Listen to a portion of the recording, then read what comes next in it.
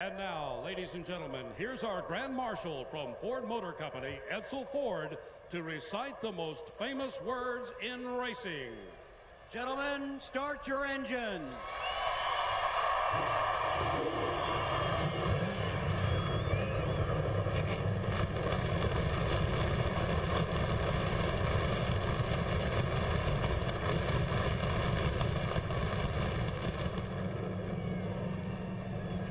Five drivers, 400 miles, one championship trophy.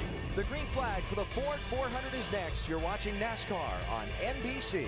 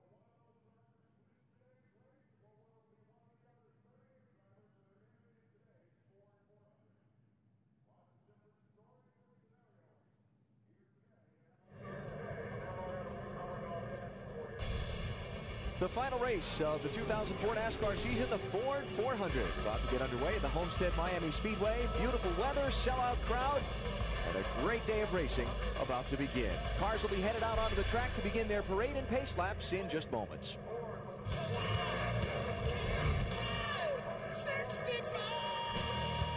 Budweiser, the official beer of NASCAR, proud to sponsor the Budweiser Pole Award, given to the fastest qualifier at each NASCAR NASCAR Cup Series race. How about Kurt Busch? What a statement Friday, winning his first pole in 2 years when it would have been easier to play it safe. Budweiser congratulates Kurt Busch for this weekend's race, the latest Budweiser Shootout eligible driver. Two teams that compete out of the same race shops, competing today for a championship. That's Chad Knaus, Jimmy Johnson's crew chief, wishing Jeff Gordon luck before the start of the race. And here we go with the starting lineup for today's Ford 400. Kurt Busch, championship leader on the pole. On the outside is Greg Biffle. And that's a statement. He did that on the second lap, which is tough to do. And like you said, Alan, he went out and did that. put it on the line, and that's impressive. Yeah, how easy to crash a car on a qualifying lap when you're hanging it out, right? Sir. There's Jeff Gordon in row 3. And my thought is, Greg Biffle, is he going to fight Kurt Busch on that first lap? Let's ask him. Greg Biffle, Benny Parsons. You got me? Got you, BP. You know, if that 97 car leads the first lap, that's 5 points. How much resistance are you going to give him? Well, he's my teammate, and through thick and thin, I gotta give the courtesy, work with him here, give him 5 points. I got a really fast race car today, and I owe it to the National Guard and my team to lead as much of the race as I can, but we're going to give him a little bit on the first lap here. Well, all right, good luck today. Well, there you go. That's the importance of having a good teammate and being up front. I mean, just think if one of the Hendrick cars are on the outside or one of the DEI cars on the outside, Kurt Busch would have to really race for that first lap. And turn one, lap one is always such a tense time. It's got to be a little relief to Kurt if he and Greg Biffle have had this conversation already. Right. It takes the pressure off the drivers in the front row right now, knowing what the other guy is going to do, and say, hey, look, you know, I'm going to take the inside and let me get clear and get that first lap behind me. And like you said, it's going to be real busy behind you. You've been watching the starting lineup come by. We have not seen yet the second place driver in the championship. And we're not going to see him in this row. Yep. As a matter of fact, not even in this row. But back in 39th, his worst start in his career is Jimmie Johnson. But, you know, like I said earlier, he can get up to the front. He's got a good race car. He's got a good race team. He just has to be careful, get through it. But it'd be great for him to have a yellow come out in about 15, 20 laps. So all those cars he passes, he can just race that mark because the leaders are going to take off. And they're going to be a lot faster than the guys in the back racing traffic. Mike Bliss with an engine change, Jeff Burton with an engine change, Casey Mears with a backup car. After a qualifying crash, they dropped to the end of the field, and you see a lot of cars here trying to make this 43 car Ford 400 grid. And the most notable was Kyle Petty. Final stories from pit road before we begin the final race of the year. Here's Marty Snyder. Alan, it is hard to put into perspective what goes into a championship run, but consider just this race for Kurt Busch. This 97 team started working on this car at the 1st of September. They have tested here just for their teammate Matt Kenseth only, so the test could be more private and the information would not get out. 2 months of effort into this race car and a year of hard work comes down to the next 3.5 hours. Can they win the championship? Dave? You know, Marty, at the end of the day, a statistical tie at the top of the standing is possible. And with 5 wins this season, Jeff Gordon cannot afford that because both Jimmie Johnson and Dale Earnhardt Jr. have more wins than he does this season. And the first tiebreaker, if there's a tie, is number of wins. Jeff Gordon can't get even today. He's got to get ahead. Matt? At day's end, Jimmie Johnson could be the 27th driver to win the championship. Much like his mentor and co-car owner Jeff Gordon, if he pulls it off, it'll take place in his 3rd full season in Cup. When Chad Knaus formed this team 3.5 years ago, he used the 24 team as his championship model, and it has paid off. During the week, these teams park their cars side by side in the same shop. Today on pit road, they're parked side by side. And you saw Chad Knaus earlier give Jeff Gordon the thumbs up, giving his team a pep talk. It is a total team effort here in the Hendrick camp today. Just like what we talked about, we'll go out there, have a good time. We've got 267 laps, I believe, to get this thing up to the front. I don't care if it takes every last one of them. That's when it needs to be there.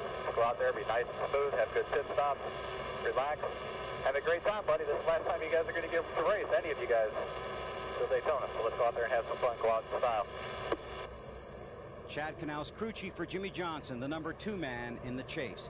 There's 1 driver, 1 crew chief, 7 guys over the wall, all the people you see in the pits, and all the people you don't see, back in the shop and back in the front office. That's what makes a successful race team. In the racing business, it's not about the paycheck, it's about the payoff, the championship, and that's what's on the line today. Never has going around in circles been able to take a team so far as it will today. Alan? This is going to be great. Signal has been given to the field. Next time by. Now, one story we want to update you on that involves one of the championship-eligible drivers, Dale Earnhardt Jr. Driver and his spotter have a relationship. The spotter up on top of the grandstand talking to the driver, coaching him, helping him through situations on the racetrack. Earnhardt Jr.'s spotter has been Steve Meal, but he's been suspended by NASCAR for this weekend's race. He was spotting for his son Shane in a Craftsman Truck Series race here on Friday and was openly critical over his team's radio, very openly critical, of a NASCAR decision. NASCAR officials felt he was very disrespectful and suspended him for the weekend.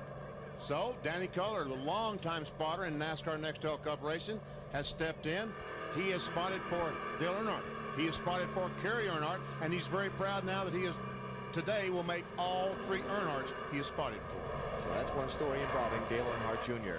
Check out NBCSports.com while you're watching the race today. BP will look at the mental challenge Kurt Busch must overcome if he's to win the championship today. And I've made up a little cheat sheet you can keep with you. Some of the things I've got in front of me on the best and worst possible point finishes that all the top 10 drivers can have, and some other numbers on the day like the tiebreakers and so on. NBCSports.com. All the things I talked about, they're past Kurt Busch.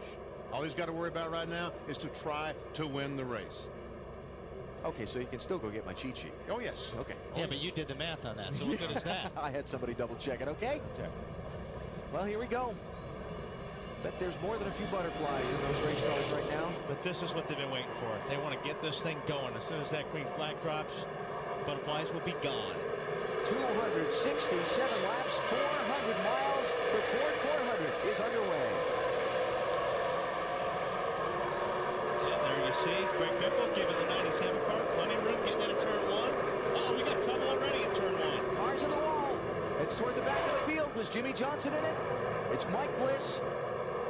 Is that Hermie Sadler in the O2? Yes, it is. Jimmy Johnson got through. Wow. Well, there's one lucky episode he got through. Mike Bliss and Hermie Sadler were at the back of the grid. This was almost at the very tail end of the field. Now, under NASCAR rules, when the caution flag comes out, the field is frozen. So Kurt, at about 50 miles per hour, crosses the start-finish line as the leader, receiving 5 bonus points. That'll be the easiest 5 points he gets today. What happened? Turn 1, lap 1.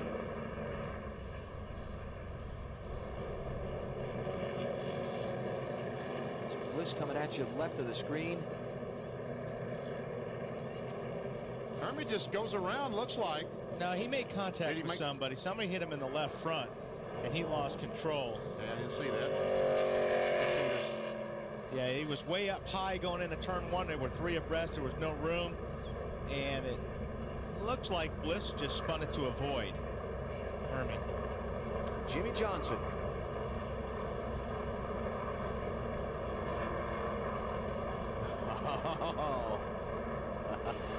That's the danger lane you're in when you start in the back of the pack. Caution's out early at Homestead.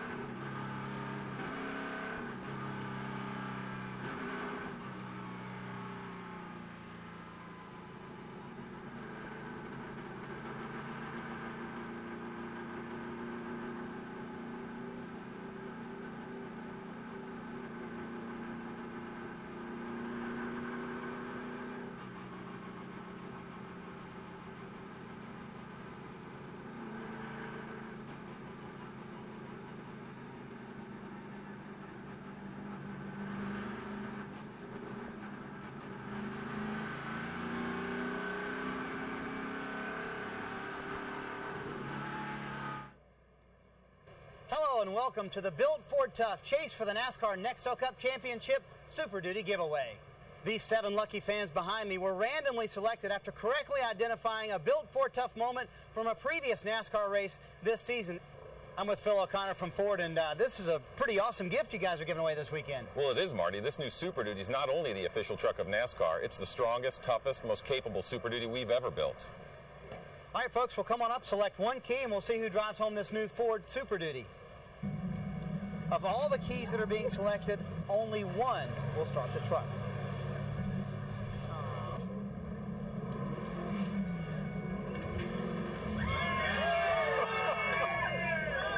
Congratulations.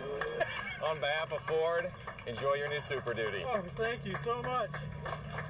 Well, that's it from Victory Lane at the Ford 400. That was on Friday. That's a pretty good deal, huh? Come to the race, get a new truck. And he looked like a truck driver, didn't he? Yes, sir. You didn't get one? No, I didn't get one. No. I look like a truck driver, but I didn't get one. Pace car's off, going back green with Kurt Busch, the leader, as we start lap 4. Greg Biffle, Ryan Newman, Casey Kane, Jeff Gordon, the rest of the top 5. Difference is now it's a single file restart. Single file start. But Jimmy Johnson's even further back from the leader right now because it's single file.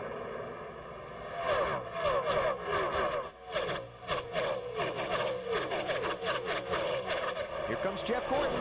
Going to try and get 4th place from Casey Kane.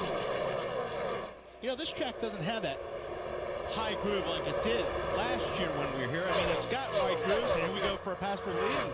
Biffle's going to take it. And it'll be interesting to see if that top groove gets worked in today. Because last year we were right up against the wall.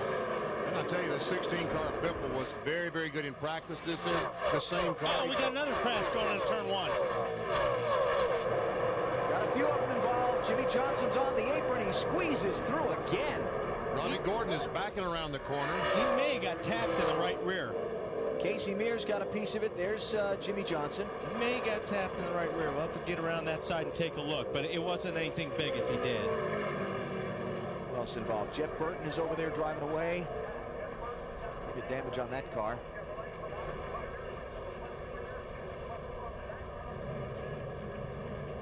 Jeff Gordon moved up to the 4th position.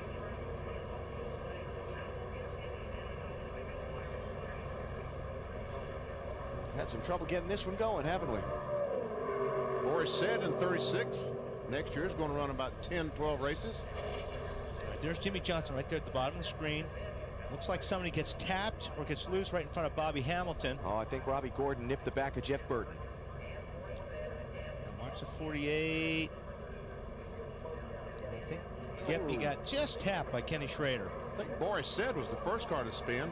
I think Robbie Gordon might have gotten in the back off Boris said. Hamilton got the back. Watch Jeff Burton's car right there. That's Okay. Right. Hamilton does, that's right. And then Robbie hit Jeff when Jeff jumped on the brakes. Uh-huh.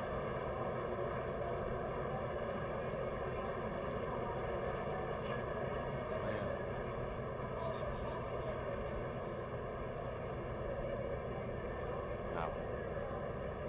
Doesn't look like the 48 car had any contact with anyone. On board with Robbie Gordon. We'll see what he sees.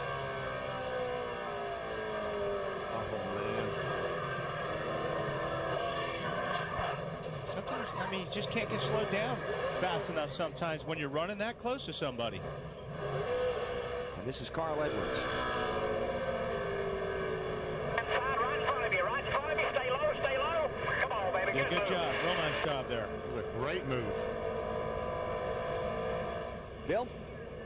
Well, Jimmy Johnson preparing to come down pit road. This would be his 2nd stop. He stopped under the earlier caution to top off with fuel. And they also made a chassis adjustment. And Wally and Benny, and you saw that, that looked like a big chassis adjustment. I asked Crew Chief Chad Knaus about that. He said they changed the wedge because of how hot it is. It's hotter than they thought it was going to be.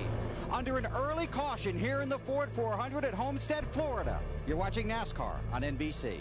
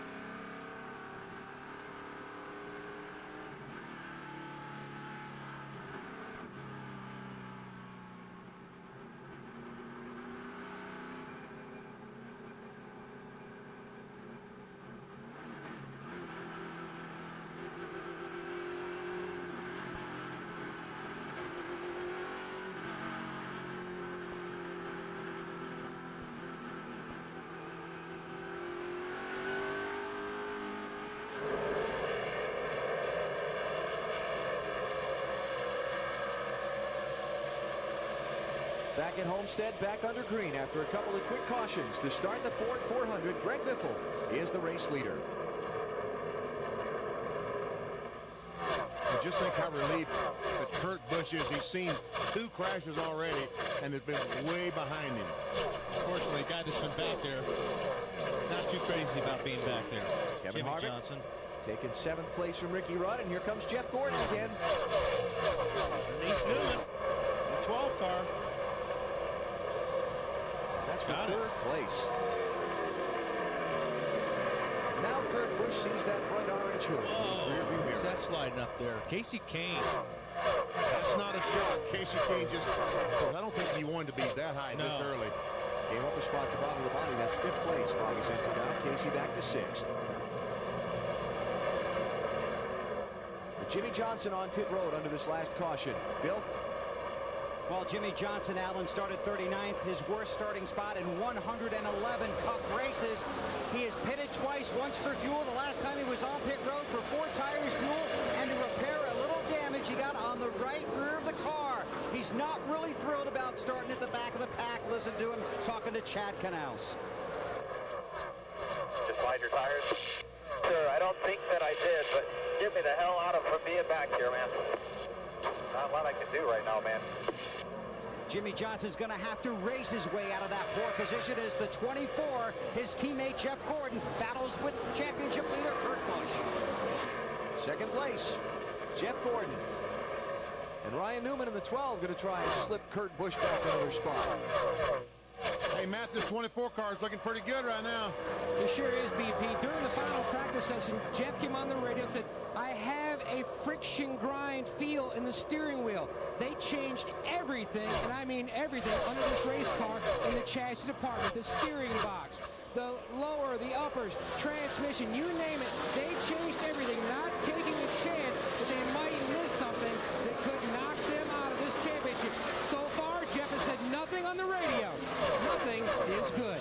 Nothing is good. And his car's working good, and he's focused. A lot of cars sliding up the racetrack. It seems like a lot of guys that are getting into the corner maybe just a little bit hard, and boy, when the car takes off, it really takes off.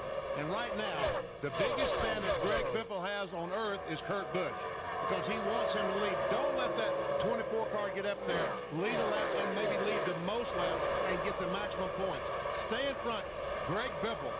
We'll check this a lot through the day. Points as they roll. Kurt Busch, slim gap over Jeff Gordon.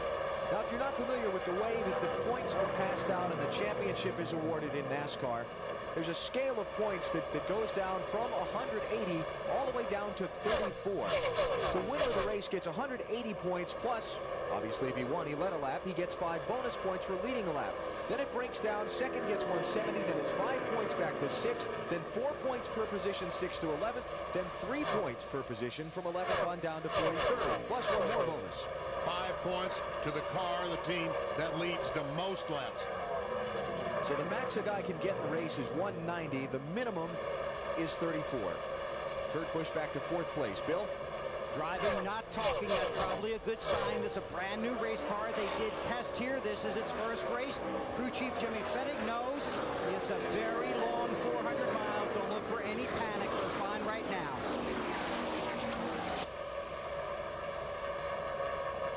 Kurt's state of mind throughout this weekend, it's been kind of hard to read. He seemed pretty calm on the outside, but I just can't, you can't believe he didn't have the big butterflies. No, you definitely have the big butterflies. The biggest problem in his situation is it's his to give away.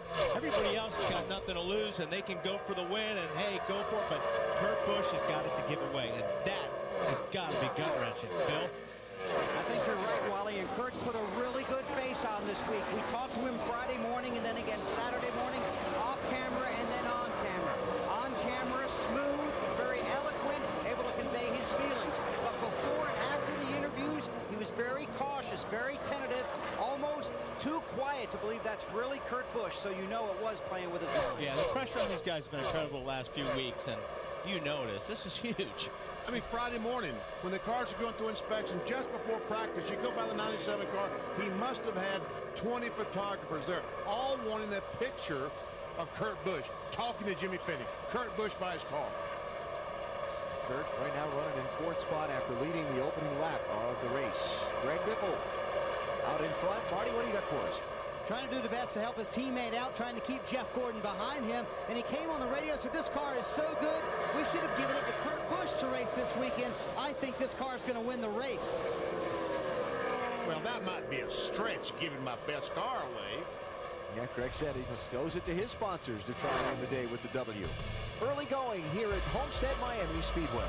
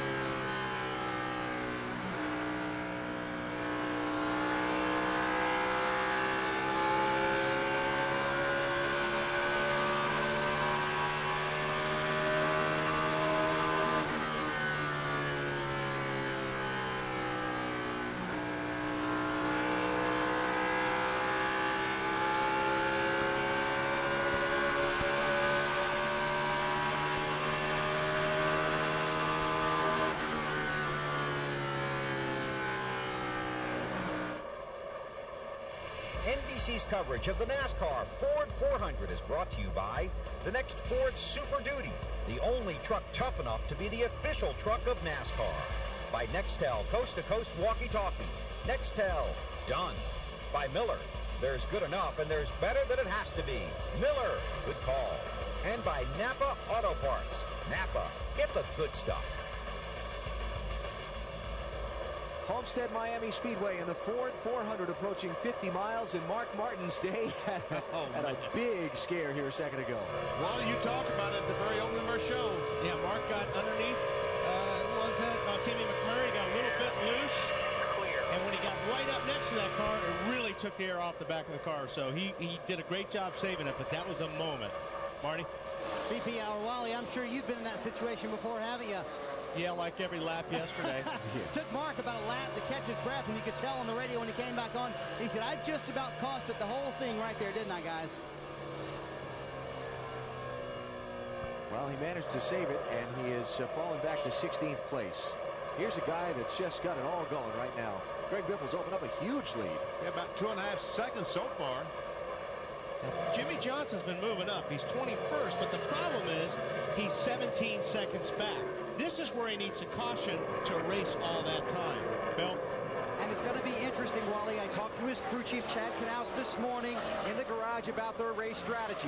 He does not want to get out of sequence with the other championship contenders. He said 15, maybe 20 laps at the most, but he will not take a chance to put him out of sequence at a number greater than that.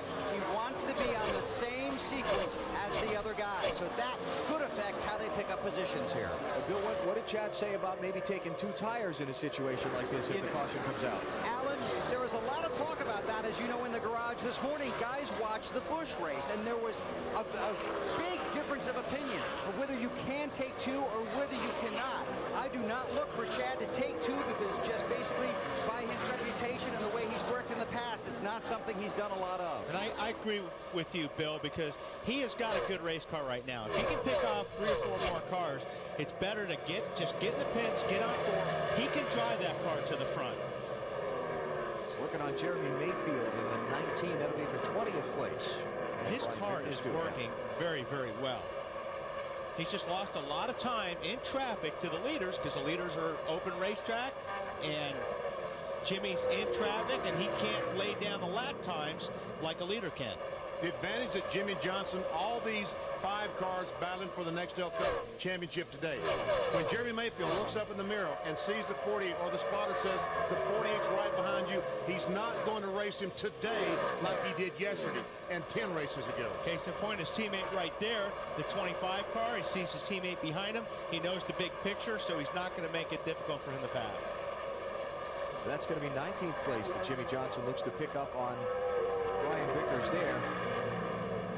Vickers backed off a little bit early, allowing the 48 car to move up the race, giving the entire racetrack, take any line you want to, Jimmy. He's about a half a lap behind the leader, Greg Biffle.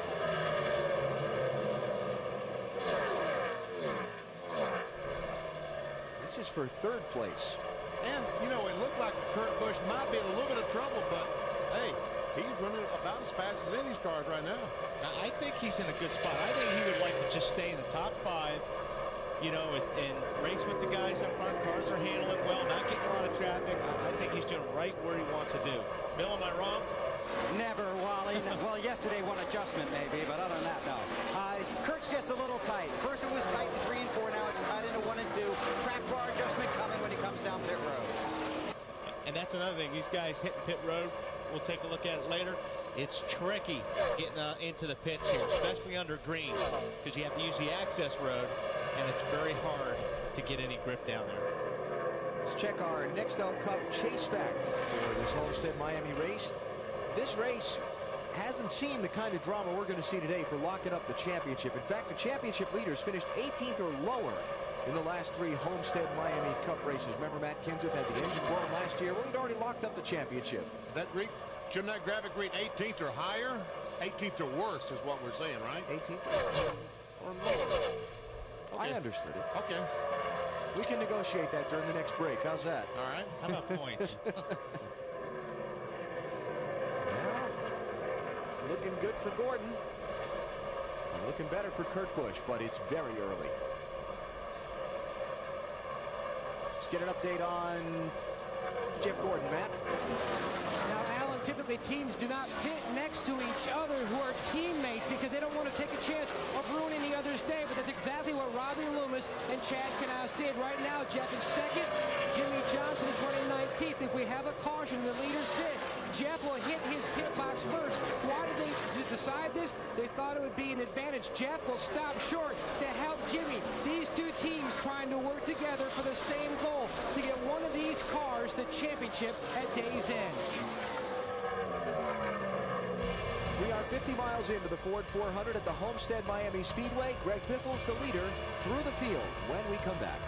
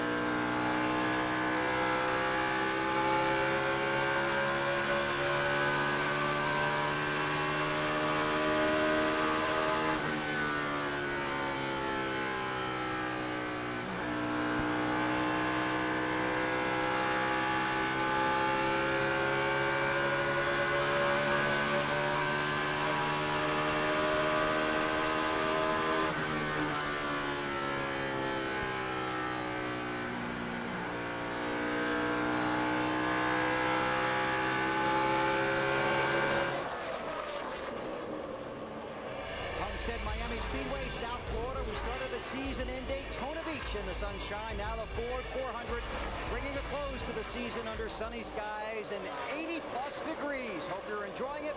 Let's take you through the field, starting with Greg Biffle, and here's Marty Snyder.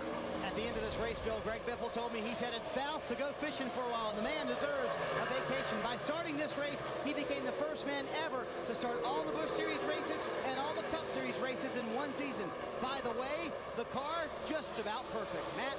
Jeff Gordon on a drive for 5 championships, also on a drive to score his first race victory in Nextel Cup here at Homestead. This is one of 4 racetracks that he's yet to finish in victory lane. He was losing time in traffic, Bill, but once he got clean air, he's back on the move. Kurt Busch in the 97, calm and cool on the radio. Car is just a little tight. They have talked about a track bar adjustment. Now Kurt also talking to Jimmy Fennick about the possibility of an air pressure adjustment. In the 12 car behind him, Ryan Newman, the car is a tick loose in, tight in the center. He's also got some damage to the skirt on the lower left front of that car. He said he's talking also about debris in one of the turns. Matt? Bobby Labonte, winless in 2004. Like Kevin Harvick, his season took a turn for the worse at Fontana when he dropped out of the top 10 in the standings.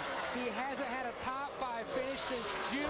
Would love to finish out this season, Dave, on a very positive note with a strong run, possibly a win. Kevin Harvick currently running in the 6th position now. Started this race in the 9th position, has moved up. His car just a little bit loose right now. Remember, Kevin won the Busch race here yesterday. Momentum definitely counts for something.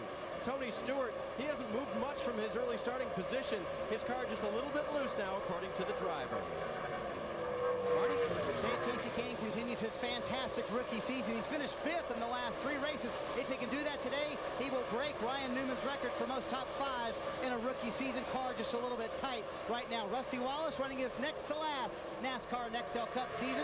Car a little bit too tight for Rusty Wallace, but he's been strong here late in the season with 3 top 11 finishes in the last 4 races. And Ricky Rudd's season has been revitalized since Michael McSwain came on board, currently running in the 10th position with a race car that is a little bit tight. Dave?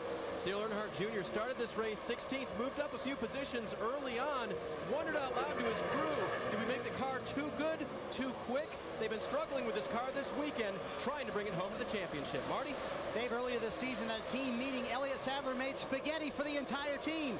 Now they want it every weekend because it was so supposedly so good. A little bit tight with the race car. This is the team that has not finished in the top 20 in the last 4 races. They want to finish strong today. Mark Martin, the 5th place man in the championship, says, I want scuffed tires on the next set. I believe the car will be better with scuffs. They started the race, obviously, with sticker tires, and he is the 5th place man in the championship, currently running in 13th. Mark, or Dave?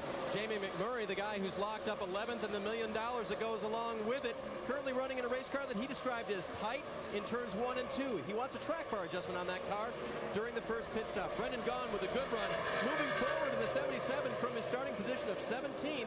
He wants his car just a little bit tight, doesn't want a big adjustment on the first stop. Guys?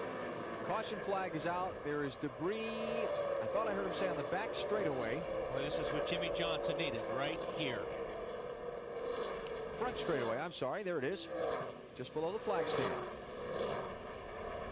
That looks like the piece off Ryan Newman's car. And so this is the 3rd yellow flag. And it is. And he's going to bring everybody to pit road. Man. All right, guys. Pressure's on you now. I like what you were talking about earlier, too, Wally. Big break for Jimmy Johnson. He's moved through the pack to 17th. Now his crew, who we know to be excellent, gets a chance to get him a couple more spots. I bet they do.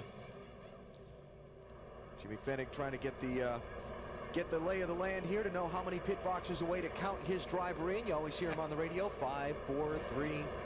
And I tell you what, he doesn't have to look too far to see what the 48 car is doing, does he? Got an access road on the inside of the turns that they use to come into and off of pit road and rejoin the racetrack. That's where they are now. Yeah, that's great under yellow, but it gets pretty exciting when you got to make a green flag pit stop there. Yeah, because right now they're traveling about 45 miles per hour, which is pit road speed limit. And on the green flag, you can go as fast as you can. As you dare, that's better. Lap 49, first stops. Go ahead, Marty. Greg Biffle, your leader, says the car is pretty much perfect, just a little bit free. He said don't touch the chassis, though. It'll be 4 tires and no changes. Matt? Jeff Gordon's team waiting for Jeff to hit his marks in his pit box. He will stop short to allow the 48 to go around and have an easy entry and allow Jeff an easy exit. Going to make a wedge adjustment and air pressure adjustment. The car was extremely tight in the center of the corner, Bill. Kurt Busch in the 97 car. It's air pressure and a track bar adjustment. The car is just a little too tight. Doesn't turn as well as he wants. Looks like he won the race off of pit road. The 48 of Jimmy Johnson coming in later because it was so far back. Now the 48 leaving after the 4 tires and fuel. Let's check the camera we have at the scoring line at pit exit and see who won that race off pit road. Well, there comes Biffle, and there comes Busch. That was close. It was close, but Biffle was the winner. That's the advantage of that first pit stall, and you earn that pit stall by qualifying on the pole. Dave, what's up with Junior? Dale Earnhardt Jr. told his crew, good off the corner, just need to fix the loose end and the tight in the middle. They made a track bar wedge and air pressure adjustment to help Junior. Greg Biffle holds the lead on the set of pit stops. Kurt Busch will come out second, Jeff Gordon third, Kevin Harvick fourth, and Brian Newman will round out your top 5.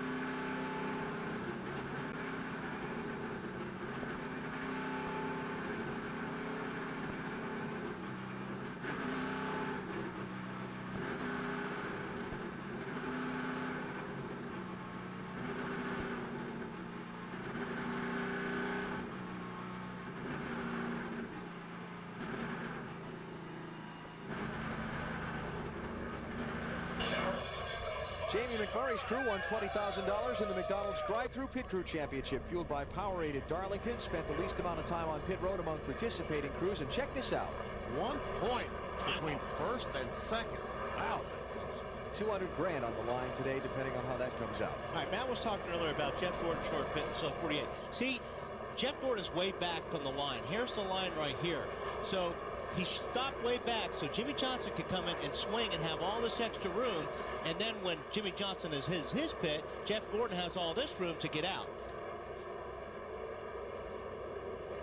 And that was a great move on for both those guys, especially Jeff Gordon. And that's the great part about being teammates and pitting together. Exactly. Because if the 48 car had another car behind him, it would not be as good.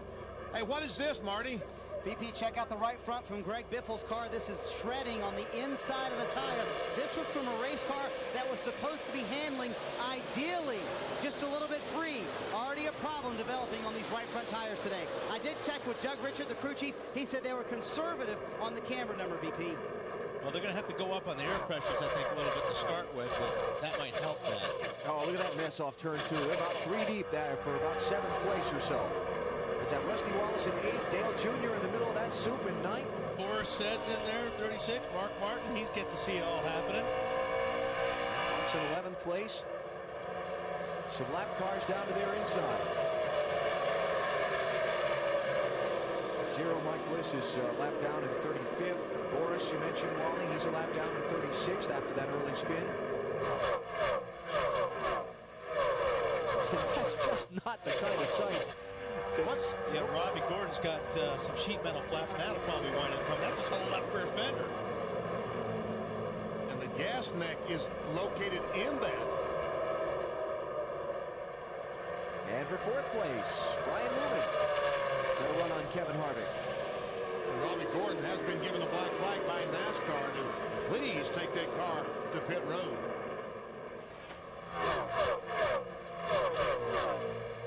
People wonder where debris cautions come from. Stuff like that. Good start. Yeah. So Ryan Newman up to 4th, ahead of Kevin Harvick, and now closing Tony Stewart. You see in the orange car. They're behind the top 3 of Biffle, Busch, and Gordon. Here's Martin. Mark Martin on the inside of Casey Kane. That's for the 10th position. Wallace there in the 0-0. He's a lap down. Not racing for position with these guys. Mark's car looks like it's sticking real well down there on the bottom. Again, he's using that bottom. Again, he goes down to the bottom and then gets back on the gas. Hard on the gas. This is one of those places you just really roll out of the throttle. You go in pretty hard, but you just roll out of the gas. You may just tap the brake a little bit, but you let the car roll until you really feel like it's going to stick, and then you pick the throttle up again. And his car's working good if he can run on the bottom like that. Might have seen on the top of the screen while we were following Mark, Jimmy Johnson sweeping down to the inside. Just picked up a couple of spots, BP. Currently running 15th. Bill, what are they saying? Nothing, Benny. You know what that means, don't you? It's good. That's right. That car looked familiar to it. Well, it has the same paint scheme and everything, but it's identical to the car they took to victory lane last week. In fact, it is the car they took to victory lane last week. Tested here with something else. This car was so good, they brought this one here, hoping for a repeat performance. 39th to 14th for Jimmy Johnson in the opening laps. Here comes Ryan Newman, the 12 car, closing in on the back of Jeff Gordon. That's about for the 3rd position. They met 24 got any problem, or is the 12 faster? BP, Jeff Gordon was told in the last caution for the first 15 or 18 laps, the 16 and 97 of Biffle and Busch are much faster, but then the times level off, and then Jeff starts to really to make some headway. They made 2 days of testing here. All they did were long runs. That's what they're hoping for, so Jeff can slowly reel in the leaders. And another thing is these guys are all aware now that the 16 has tire problems. So they're not, yeah, he may be fast now, but he may not make it 60 laps before a pit stop. So they're just concerned on what their car's doing right now and making sure that they don't have any tire issues. Because every one of those crews saw that same car we saw on our screen and realized, hey, fellas, there could be an issue here. Let's see if Newman can slide underneath him here. He's trying. Mark Martin trying to take a spot away from Dale Earnhardt Jr. It's going to be 9th place they're wrestling for there, Dave. And Junior started actually in 9th and has picked up that 8th position now. Remember, he split the corner into 3 parts, and he said the only thing good about my corners right now is it's good off the corner. Well, unfortunately, he radioed in just a few laps ago, better in and through the middle, but it's picking the nose up off the corner. We made it tight in that 3rd of the corner. Marty? Dave, too tight on the first run for Mark Martin. They made an air pressure adjustment trying to get it better and put on those scuffed tires he wanted just now. Pat Twyson asked him, is it any better? He said it's definitely better as he passes Dale Earnhardt Jr. All this going on behind Greg Biffle. who has been out in front since the 5th lap of the race. Kurt Busch led the opening 4, a few of those under caution. He holds on to a strong second place after that pit stop a couple minutes ago, Bill. And Alan, just a second ago, crew chief Jimmy Fennig talked to Kurt Busch about the tires, said your tires are fine, but their camber should not be an issue. There are other teams running more camber than the 97, which is the angle that the tire leans and attacks the track at. He said your tires are fine, don't worry. Just what a driver wants to hear. Yeah, I wonder if the leader knows all that. Don't worry. Greg Biffle out front here at Homestead-Miami Speedway.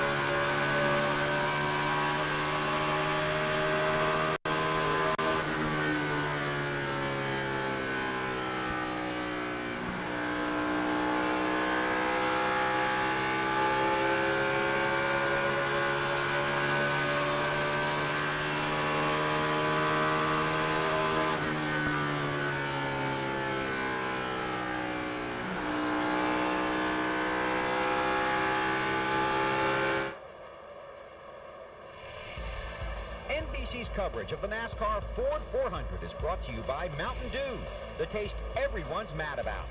By the United States Army, an army of one. By Enterprise Rent-A-Car, call 1-800-RENT-A-CAR. Pick Enterprise, we'll pick you up. And by new M3 Power from Gillette, the new power behind the Gillette Young Guns. On a beautiful day in South Florida, Greg Biffle leads the Ford 400 at the Homestead-Miami Speedway, and we're just past the 100-mile mark. Biffle has led all but the opening 4 laps of this race. You know, we saw the right front tire off Greg Biffle's car, and Bill Weber talked about camber. Let's take you inside our Home Depot virtual garage and show you exactly what we're talking about by camber. Camber is how you lean the tire in or out. As you go in with the top of the tire, that's negative camber. But you see down here how the inside of the tire is riding on the racetrack. The intent is down the straightaway, you're riding on the inside of the tire. When you get to the corner and the body compresses, the spring compresses, the pressure goes all the way across the tire. Which heats it up. Which heats the whole tire up. The problem is down the straightaway, that inside tire is always hot. Always hot. And when you start on low pressures, that even aggravates the problem more because the tire flexes more, it stretches more, and it wants to tear that tire apart. So that's another bad thing about it. So if they made those pit stops at lap 49, we'll keep an eye on Biffle about 85, 90 or so and see what happens there. And you wonder about his teammate Kurt Busch. Are they set up similar? Bill, what are they saying? Well, as we talked about, the tires that came off his car were okay, but a few moments ago, Kurt talking to his crew chief about his right front. Give it a listen. The track bar up is freed up. For some reason, the right front is working harder. I'd like to take air out of that tire, but I can't, because otherwise it puts too much more stress on that tire. Gotcha. Now we need to wash our right front. 16 was going to hurt one, but he's got about a half a degree more camber than us. So the 16 of Biffle, more camber than the 97 of Busch. Remember, Kurt's car was tight, so it is not as tight as it was. They did loosen it up. But guys, Wally Benny, that's what we'll watch for, that camber issue on the right front. Yep, and he even said about the, you could drop the pressures to help get more grip, but it's that side force on the tire that wants to rip that tire even when it's brand new. Kurt Busch is running second, Jeff Gordon fourth, Mark Martin eighth, Jimmy Johnson up to ninth, and Junior has fallen back to 12th place. And you see the standings as they run here just past 100 miles. And Kurt Busch has said, please, Greg Biffle, don't have a tire problem. Once again, he is now a huge Biffle fan, because he's the guy that has a chance to lead the most laps today. But Jeff Gordon worked to hold off Ryan Newman for that third spot for a long time, Matt. Finally had to give it up. The tire wear, Alan, on the 24 car looked very good, but the lap times do not. Jeff came on the radio and said, whatever changes we made, it's obvious that we didn't do enough to help this car. It is still way too tight off the corner. Finally, back at lap 76, he just allowed the 12 to go by. He didn't want to force the issue. There you go. You can't force the issue today, this early in the game anyway, when you're racing for a championship. And he's moved up the racetrack, trying to go up the racetrack and not put so much pressure on the right front tire. Mark Martin started 11th. Marty, he's up to 6th. Check that. I'm sorry. He's up to 8th. Yeah, running well, though, Alan. And it's ran well early in the run, but now Mark said it's getting too tight. He told Pat Trice, listen, we got tight too early in this run. We have to free this car up. I can't be this tight this long. This is not the car they tested here. Pat said maybe that was a mistake to bring this one, but this one has performed so well, finishing second at Atlanta and at Darlington. Bill? Marty scanning the 48 car of Jimmy Johnson. I just had to check my scanner to make sure it was working, because I'm not hearing a thing, and that's because Jimmy is not talking. The only thing on that radio, crew chief Chad Knaus calling out lap times. Johnson continues his march to the front from 39th. Dave. Bill, Junior's team not calling out anything. Very, very, very quiet on the radio, and that's how Junior likes it. The only conversation is from him, and it's not good. Last time he radioed in on lap 87, four-wheel slide, won't turn in the middle or off the corner. Not happy with the race car.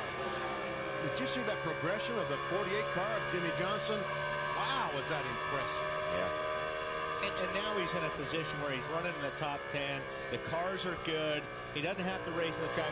He's much happier right now than he was about 50 laps ago. There's Jimmy, who has had a lot of success on 1.5 mile speedways this year. This Homestead track, a 1.5 mile. Jimmy has won 3 of the 8 races on a 1.5 mile track so far this year. That's a pretty good record. Yeah, I would say.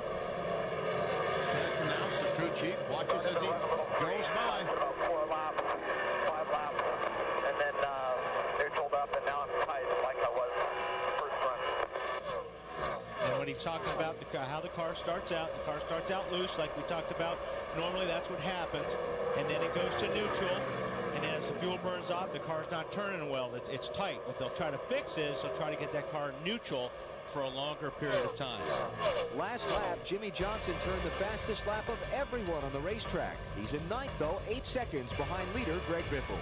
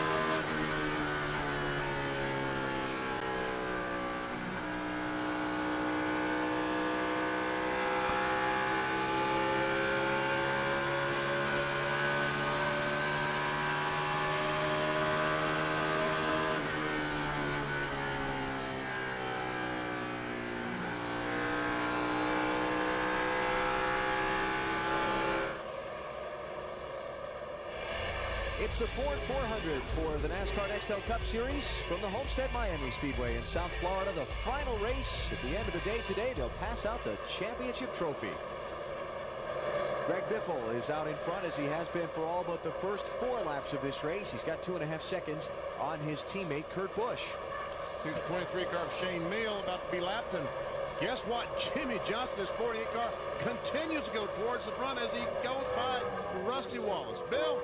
Car's been good, Benny. Jimmy's report that it was neutral at the beginning a couple of laps ago. We said it is starting to tighten up a little bit, and that is the general consensus among these guys down here on pit road. The longer you go, the tighter it gets.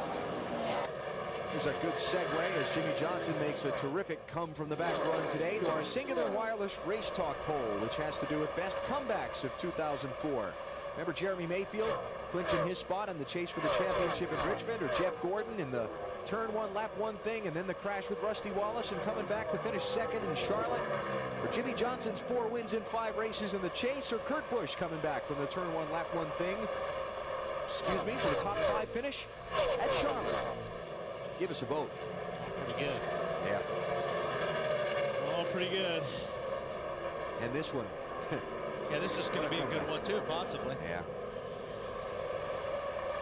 Johnson started 39th today. He's up to 7th. Burns, what's going on? Bad vibration for Dale Jarrett. Heartbreaker, right rear, they think now on the 88 car. He'd moved his way all the way up to 13th. After starting in the back of the pack, they're going to change all 4 just to make sure. But a quick on and off pit road under green for Dale Jarrett. Under green and a little bit out of sequence. That may come around to bite him. And Jarrett had a good run going. Yeah, sure did, BP. Started in 27th, and he was up to 13th, about 13th place. Kevin Harvick trying to make a move on Jeff Gordon. It's going to be for 4th, Wally. And Gordon, you know, fighting that car a little bit. Harvick, if he can stay down on that low groove, similar to what Ryan Newman did, he'll eventually pass the 24 car, because if the 24 car is tight, he's not going to really be able to hold off Kevin. See, Kevin can run a lot lower, so he'll wear him out here. Or, you know, Jeff may just say, go.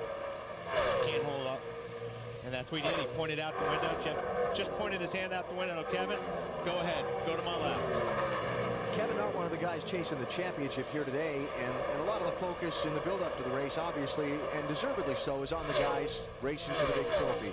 But what about the guys that aren't in the championship? What are they racing for today? Well, it's trying to get yourself going for next season. There's a big momentum value in this sport. And somebody like Kevin Harvick that really hasn't had the kind of season he wants this year, he could do a lot for his team this winter by winning today. And it's a great race team. And Childress Racing is used to winning races. So, yeah, you always want to finish off the year on a high note. And so this is a real important race for everybody in the field. And believe me, everybody in this race, even the guys in the back, are racing as hard as the guys are in front. They're trying to make it happen for the team and sponsors. Hey, you're the winner for the next 2.5 months. Like it when it works that way, right? Here are the standings as they run. Kurt Busch's lead, 41 points over Jeff Gordon, who's in 5th. Jimmy Johnson in 7th, now 47 points back. Kurt Busch says today is the opportunity you dream of, and he hopes to take advantage of. The 26-year-old from Las Vegas, Nevada, trying to lock up his first Nextel Cup championship.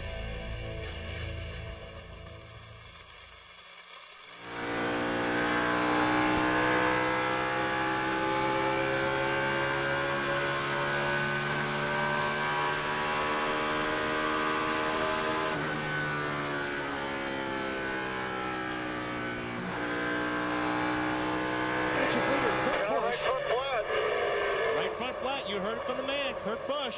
And he's on the apron of the racetrack, Kurt. Not too fast because you can't control it. Bill? Spotter tells the crew, coming to you just as fast as you can blink your eye. Oh, and he loses the wheel. Wow. Or loses the tire. And he just missed clobbering the end of that wall. That's going to be a caution. That's actually good luck for him. Long way to go, though, to get to his pit stall, the #1 stall, all the way at the end of pit road. They are ready for him. They are on the wall. That's the wheel in there, isn't it? Did the lug nuts come off? It looks like the whole wheel came off. And they're grinding that suspension, dragging it down the pit lane while he's running there. Let's see what comes off. The center. There's the center. He just took off with the wheel. Wow. And you know what? I think the tire's still going.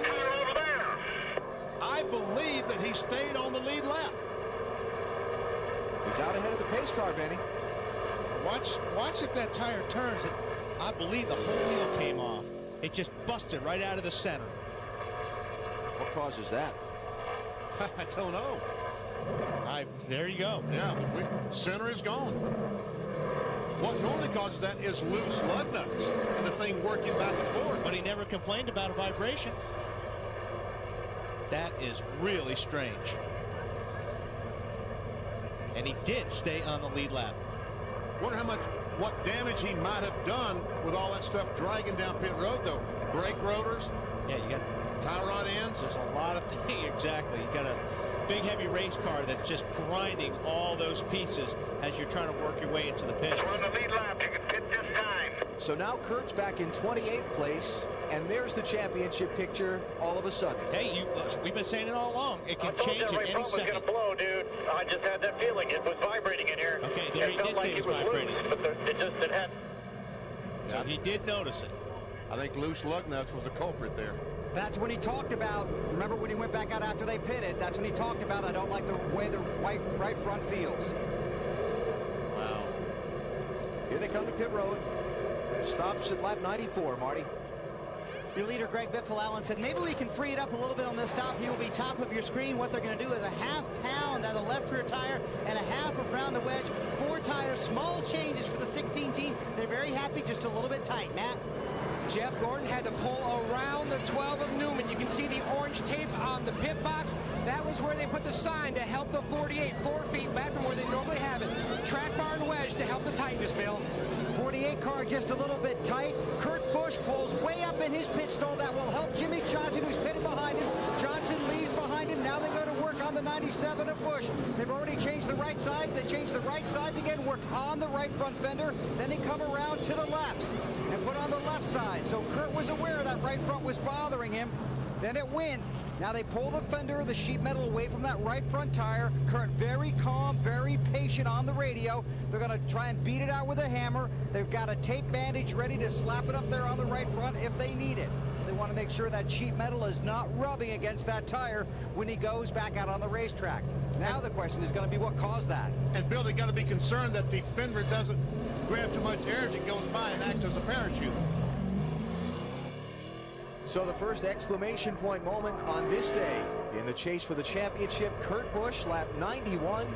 His right front tire, the wheel breaks.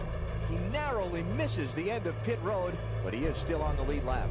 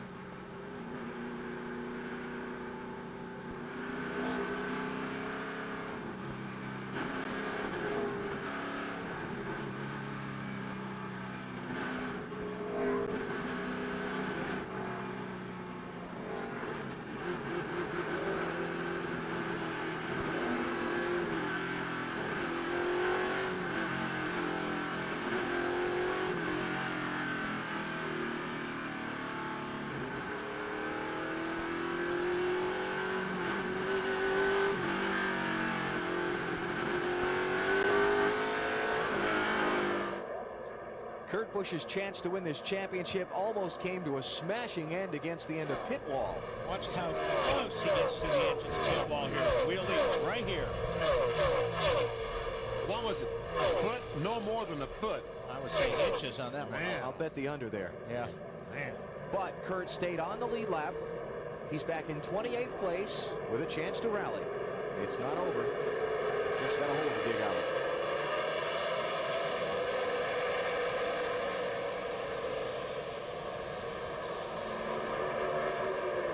And by the way, Marty Snyder made a great point to us during commercial from down on pit road. He said if that wheel had not gone out on the racetrack from Kurt's car, then the caution probably wouldn't have come out. He'd gone a lap down making the tire change. Exactly. Almost. Now the question is how much damage. That's the key. How much damage has he done? Is the car still driving as well as it did before the tire came off? We have a camera on Kurt. We'll keep an eye on him. We have cameras on Jimmie Johnson and Jeff Gordon as well at all moments throughout this race. Also watching closely Mark Martin and Dale Jr., the 5 contenders in this chase for the championship.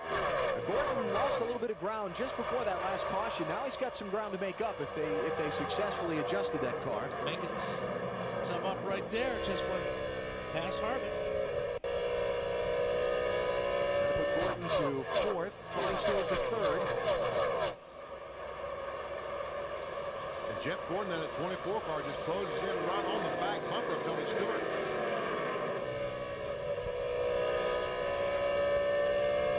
So do we think that Gordon knows what's happened to the 97? Oh, yeah. The way he's driving, he knows, because he appears to be more aggressive now than ever. Jimmie Johnson, Mark Martin locked up in a fight for position. Johnson is 7th, Martin is 8th. And there's Kurt. He's got to go through what Jimmie Johnson went through earlier today. Trying to work his way back through that traffic. Bill, what's he saying? Is the car okay? He hasn't said anything since they went back to green. But I want to show you something, Benny. This is a tire, a wheel down here in the 97 pit. This part right here, this flat part in the center of the wheel, minus the lug nuts, this part is what they took off the car, only there was a chunk of it missing. It's like a donut that somebody took a bite out of. Now that piece that they're missing is actually on their pit box here on pit road. Jimmy Fenning has it wrapped in a towel and has his foot on it, laying on the floorboard of their pit box. This was his conversation with Kurt Busch after they got the car back out on the track. The wheel was tight. The wheel broke, but it don't show any signs of that wheel, like he didn't have the lug nuts tight, Kurt. But the wheel just broke. 10-4, I guess we get to buy all new wheels next year. Yeah, we do every year anyway. Or maybe we'll buy new wheels starting at Loudon for the final 10 next year. And that's Kurt Busch. He gets a lot of flack for the way he talks to his crew, but he has a sense of humor and a wit you have to come to appreciate. I talked to Jimmy Fenning, his crew chief, about this morning. He says that's the kind of athlete you want in your car. You watch any other sport, these athletes get upset because they're not doing perfectly. That's the guy he wants up on his wheel.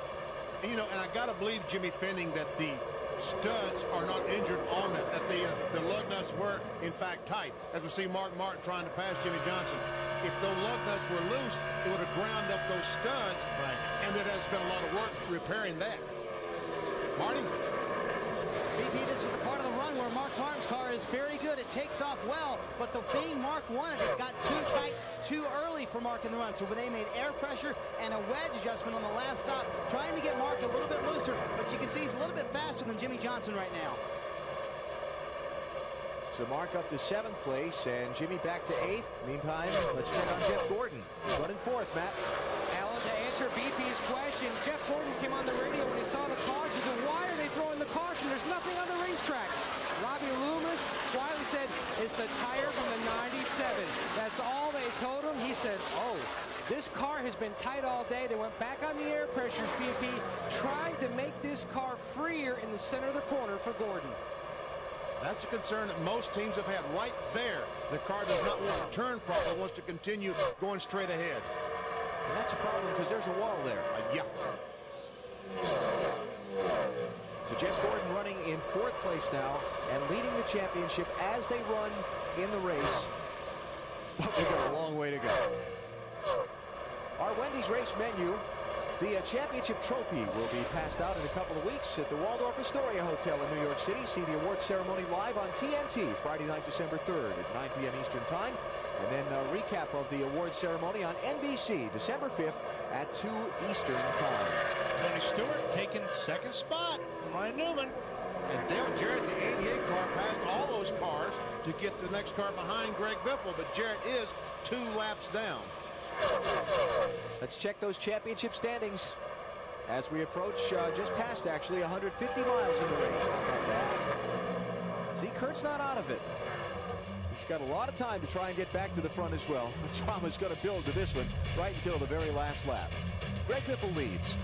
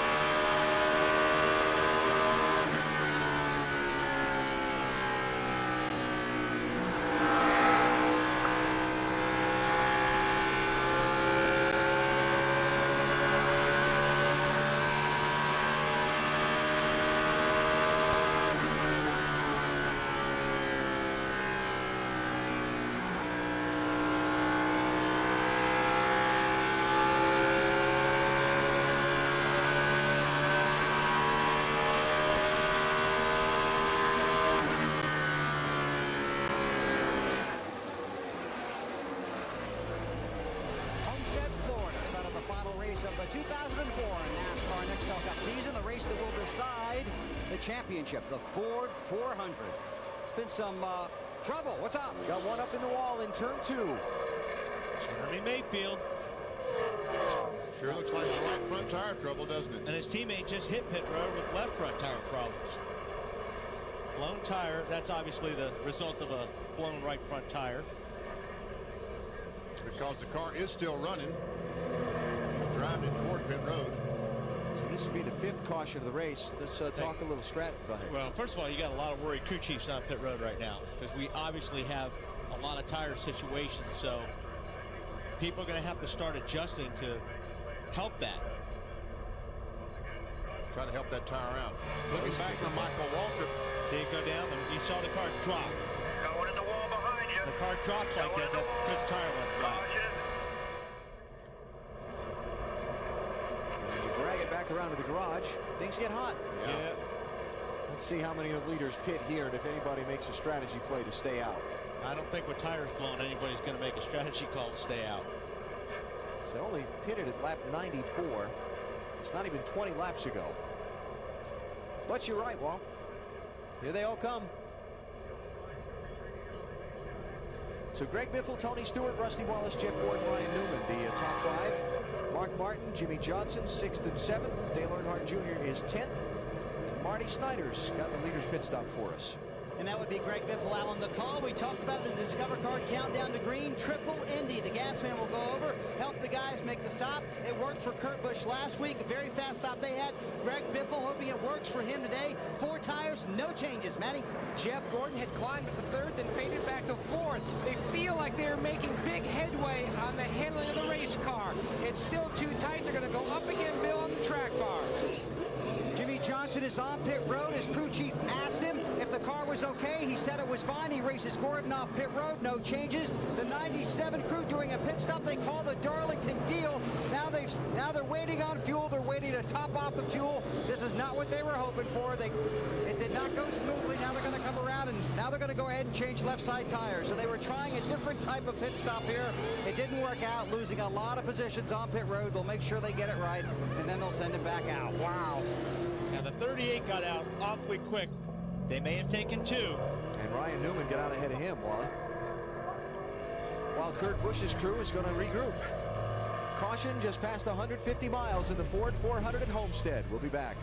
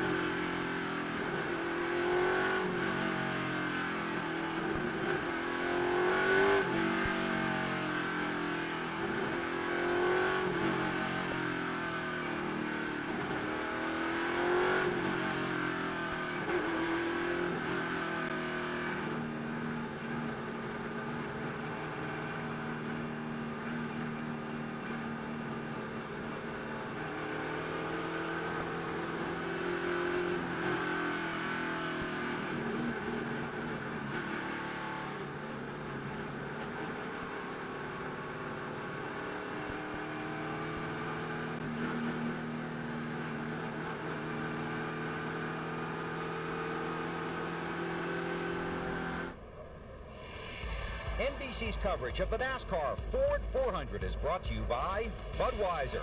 It's time for a fresh one. Grab a Budweiser. The race is on. By McDonald's. By Discover Card. It pays to discover. And by Quaker State. The power to reduce friction.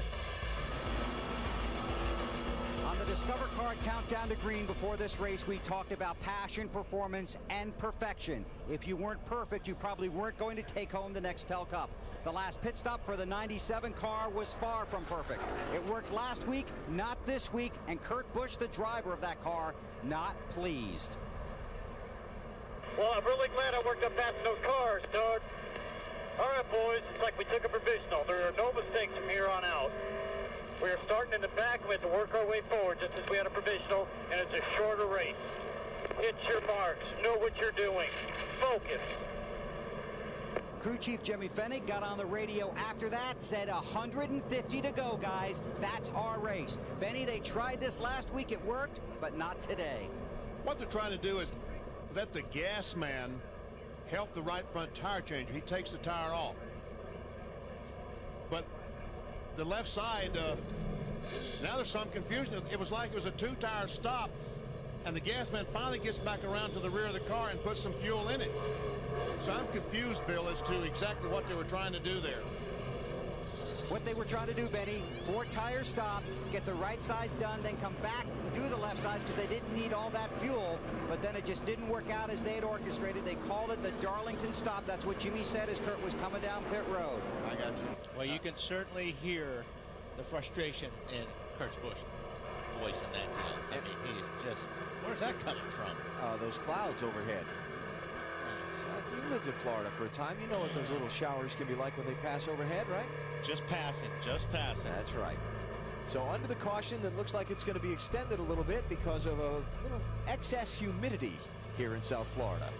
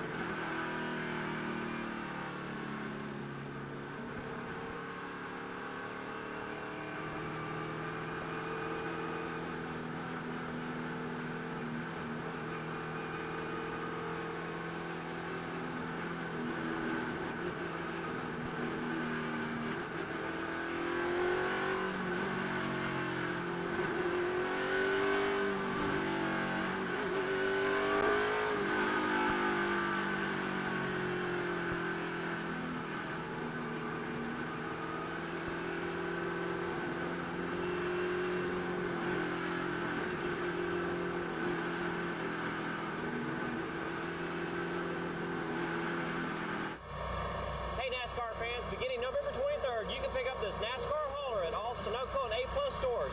All the proceeds go to Victory Junction Gang Camp. And look who's on there. Man, you can see some of my friends. It's Tony Stewart, Robbie Gordon, Kevin Harvick. Remember, all the proceeds go to Victory Junction Gang Camp, so don't forget, get you one today. And we work the caution here at the Homestead-Miami Speedway with a couple of brief raindrops falling. Looks like it's just about stopped already. Well, Bill, it's probably pretty hot down there. You're in the pit road, huh? Yeah, this may be cooling things off a little bit. Jimmy Fennig, the crew chief for Kurt Busch, on the radio with his driver, looking at some of his numbers from the race. He's the guy that just told his driver we have a long way to go. Still waiting to talk to Leaning. Jimmy, first of all, what happened on that pit stop? We were planning on doing a 4-tire, and I called it off and did a 2-tire, and we didn't get the gas in right away. I basically screwed that one up. I called the 4-tire originally and went down to a 2. So there's a long ways to go here. I believe we'll be able to come back after it and keep digging. Do you know what happened to your wheel, Jim? Don't know. The lug nuts were tight. I don't know the story behind it, but my tire guy says the lug nuts were tight, and I looked at the holes myself, and they looked good, so I couldn't tell you. Good luck. Very honest man. You know, he got up there. Now, here's what happens. He comes in. Now, the tall guy, this is the gas man. The tall guy, he takes off the tire, gets out of the way. He runs to the back to get his gas can. But they changed the right side. The car is down, but the gas man, they still haven't put any gas in it. Everyone is waiting for the two-tire stop and for him to leave. Except the gas man, who thought they were doing the special pit stop we talked about on Benny in the pits. So now they're in there and they decide, well, we're in here. Let's change all four. That's right. So for the second time today, the championship leader starting the day runs into some troubles. Now a little strategy played on this set of pit stops. Matty? While watching that video, you can see both the 24 and 48 teams lead before the 97. Two tires, Robbie. Are you making headway on the tight condition? Yeah, I think we're making a lot of headway with the DuPont Chevrolet. DuPont race team's doing a great job. Just a matter of trying to get ourselves in a position here, get the track dried, go back green. Jeff's talking to me right now. And Jeff Gordon told me yesterday, to win this championship, you're going to have to win the race. They don't have a car capable yet, Bill, of winning it, but they're gaining. Chad Knaus, crew chief for Jimmy Johnson, a march through the field from 39th, 2 tires on your last stop. Yeah, we just wanted to make sure we maintained our track position. You know, obviously it's pretty important here. We were back there in the back, and man, it was a melee back there. People crashing, running into one another. 29 bouncing off us going down the front straightaway. It was a disaster out there. So we wanted to make sure we maintained the track position. Let Jimmy stay up there. Next pit stop, obviously, we'll get 4 tires and everything will be back on schedule. You said you'd come to the front, and you have. Did I say that? This morning when we were talking. Yeah, I felt like we had a really good race car yesterday in happy hour, and we're not as fast as the 16 just yet, but we're getting closer. Good luck. Thank you. David. Tony Eury Jr., car chief for Dale Earnhardt Jr. Okay, he said way better in, still tight in the center. Do you think you fixed it? Oh, yeah, we decided yesterday we just make small gains today. The car's getting better and better, and we took 4 here. A lot of guys took 2, so maybe we'll see if tires are an advantage for the end of the race right here. But all in all, we're pretty happy. We ain't been that great on these kind of tracks, and it looks like we got a top 10 car right now. Thanks, Tony. Marty? Dave, Mark Martin started 11th. He runs 11th. You've had a tight race car all day long. Pat Tryson, have you gotten it any better? Yeah, we've gotten a little better each run. The Bagger Ford Taurus to start off a little too tight, and freed up a little bit more this run. So last run was pretty good. Just need a little bit more. So hopefully we got it pretty close right now. That's it for me. It was a no-brainer. 4 tires on that stop all the way. Alan? Show me points. Look at this. 2 between Gordon and Johnson. Busch 54 back now, and we're not quite halfway through the Ford 400.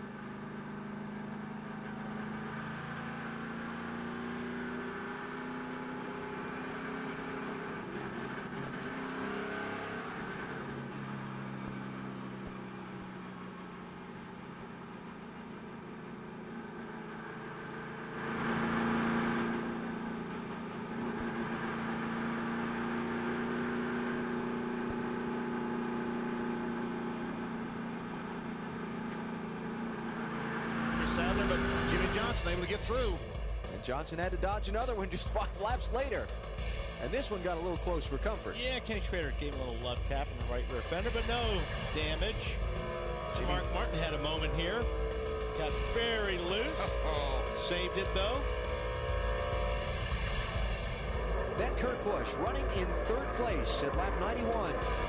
Has the right front wheel brake. Actually, it broke off, and he almost ran into the end of pit wall.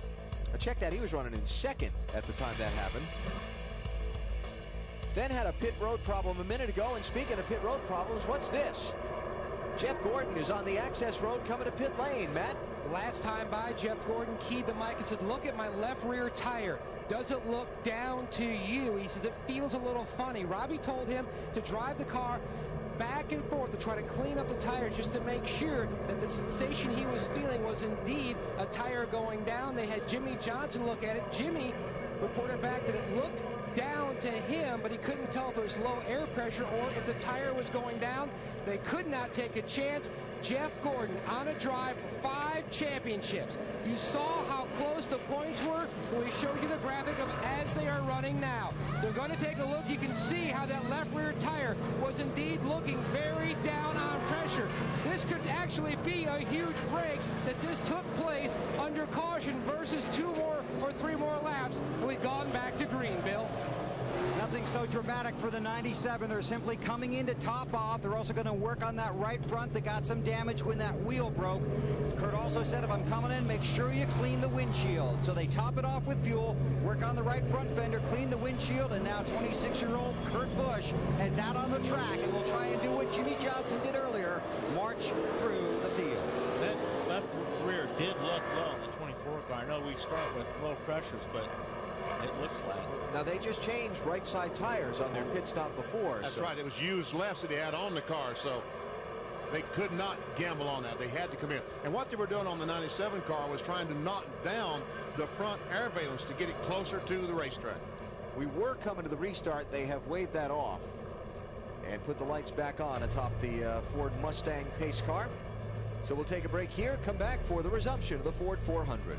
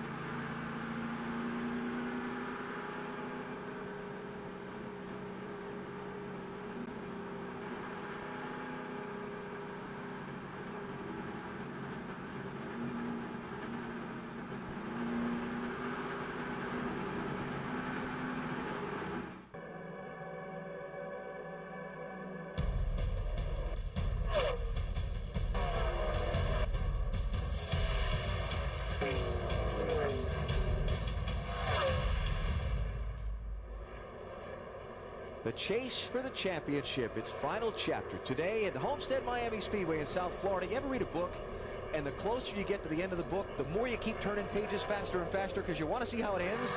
What I do is run to the back of the book and look at the last page. No, not today. Can't do that, no. We got to run each lap. We know how the NASCAR Busch Series championship ended. It ended yesterday with Kevin Harvick winning the Ford 300 as we get our NASCAR Busch Series update. Stopped Jamie McMurray's bid for 3 straight wins by 1 spot. And you're looking at the Busch Series champion for 2004, Martin Truex's final margin over Kyle Busch, 230 points. Congratulations to Martin and his Chance 2 racing team. And Martin Truex will run about 7 Nextel Cup races next year, and then a full assault in 2006. Jeff Gordon way back in the pack back in the 23rd spot after changing left side tires. Matt, was it flat? BP, this is the left rear tire off Jeff Gordon's car. You can see how they've circled where the cut is. What they found, a small washer, BP, had gone into the tire, causing a leak. Jeff felt that sensation, and he is just so good. Why? He's a championship driver. Just like during final practice when he felt a friction with the car, vibration, they changed everything. He felt something wrong. Indeed, he was correct. Cut left rear tire. And you know what happens is when you come in for a 2-tire change, you come off the racetrack with hot tires. You get on the apron or the access road where all that garbage is, and something like that goes into that hot tire because the tires are soft, and that's where he picked it up because they only changed right sides. So now Jeff Gordon and Kurt Busch running back-to-back in 23rd and 24th places. Looks like everybody's getting their shot to come from the back in the championship race here. And these caution flag laps, this rain is not a good thing for Kurt Busch and Jeff Gordon. They need all the green flag racing they can get to work their way back to the front. Gordon's coming in again. We've got really nothing to lose. Top off the fuel, maybe? Have not gotten the one to go signal. There's another little rain shower peppered turn 3 a second ago. It's kind of a Florida thing. It's sunny on the front stretch, but you know, one good thing about the clouds is yesterday around 3:30, 4 o'clock, the sun going into turn 1 was brutal. But I don't think they're going to have that problem today. The glare was terrible. What are they doing to the 24, Matt? Already in the back of the pack, they're going to bring the car in again. They're going to pull a spring rubber out of the left rear. Mikey Atwell will take that tire off, will reach in, pull that spring rubber out, and they're going to top this car off with fuel as Jeff Gordon will have to start at the back and begin his drive for 5 here in Homestead.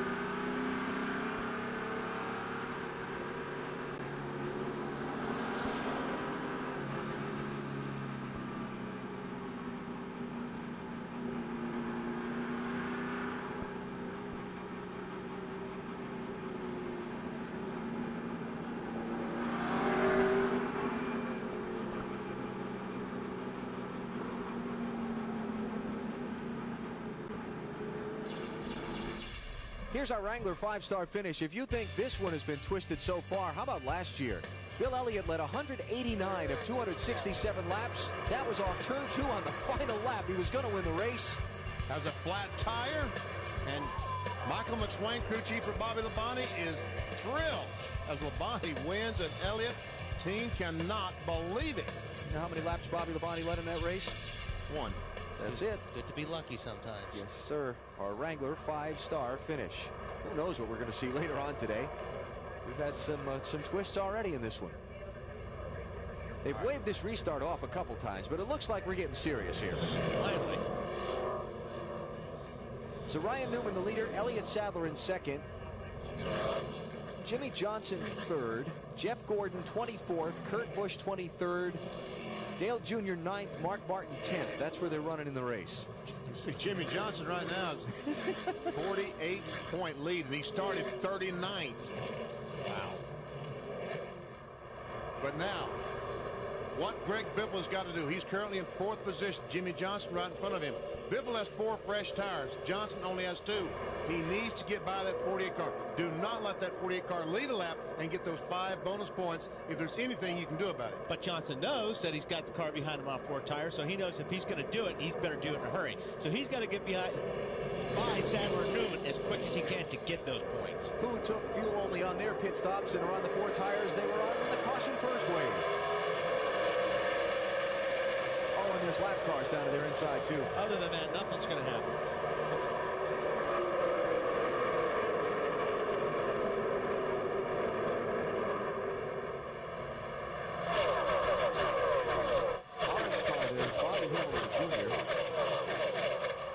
Who is in 31st place, the first car 2 laps down. Oh, and there goes Biffle, yeah. He's on the inside of the 48 car, trying his best to get by Johnson. 4 tires. Marty. Falling under the caution as crew chief Doug Richard told him exactly what BP was talking about. Do whatever you can to keep the 48 from leading left. He said, I've got that covered. Also under the caution, he thought he might have had a right side tire that was left loose during the pit stop. He had his teammate check it out. He said, you know what? Let's just stay out and see what happens. Looks like it's pretty good right now.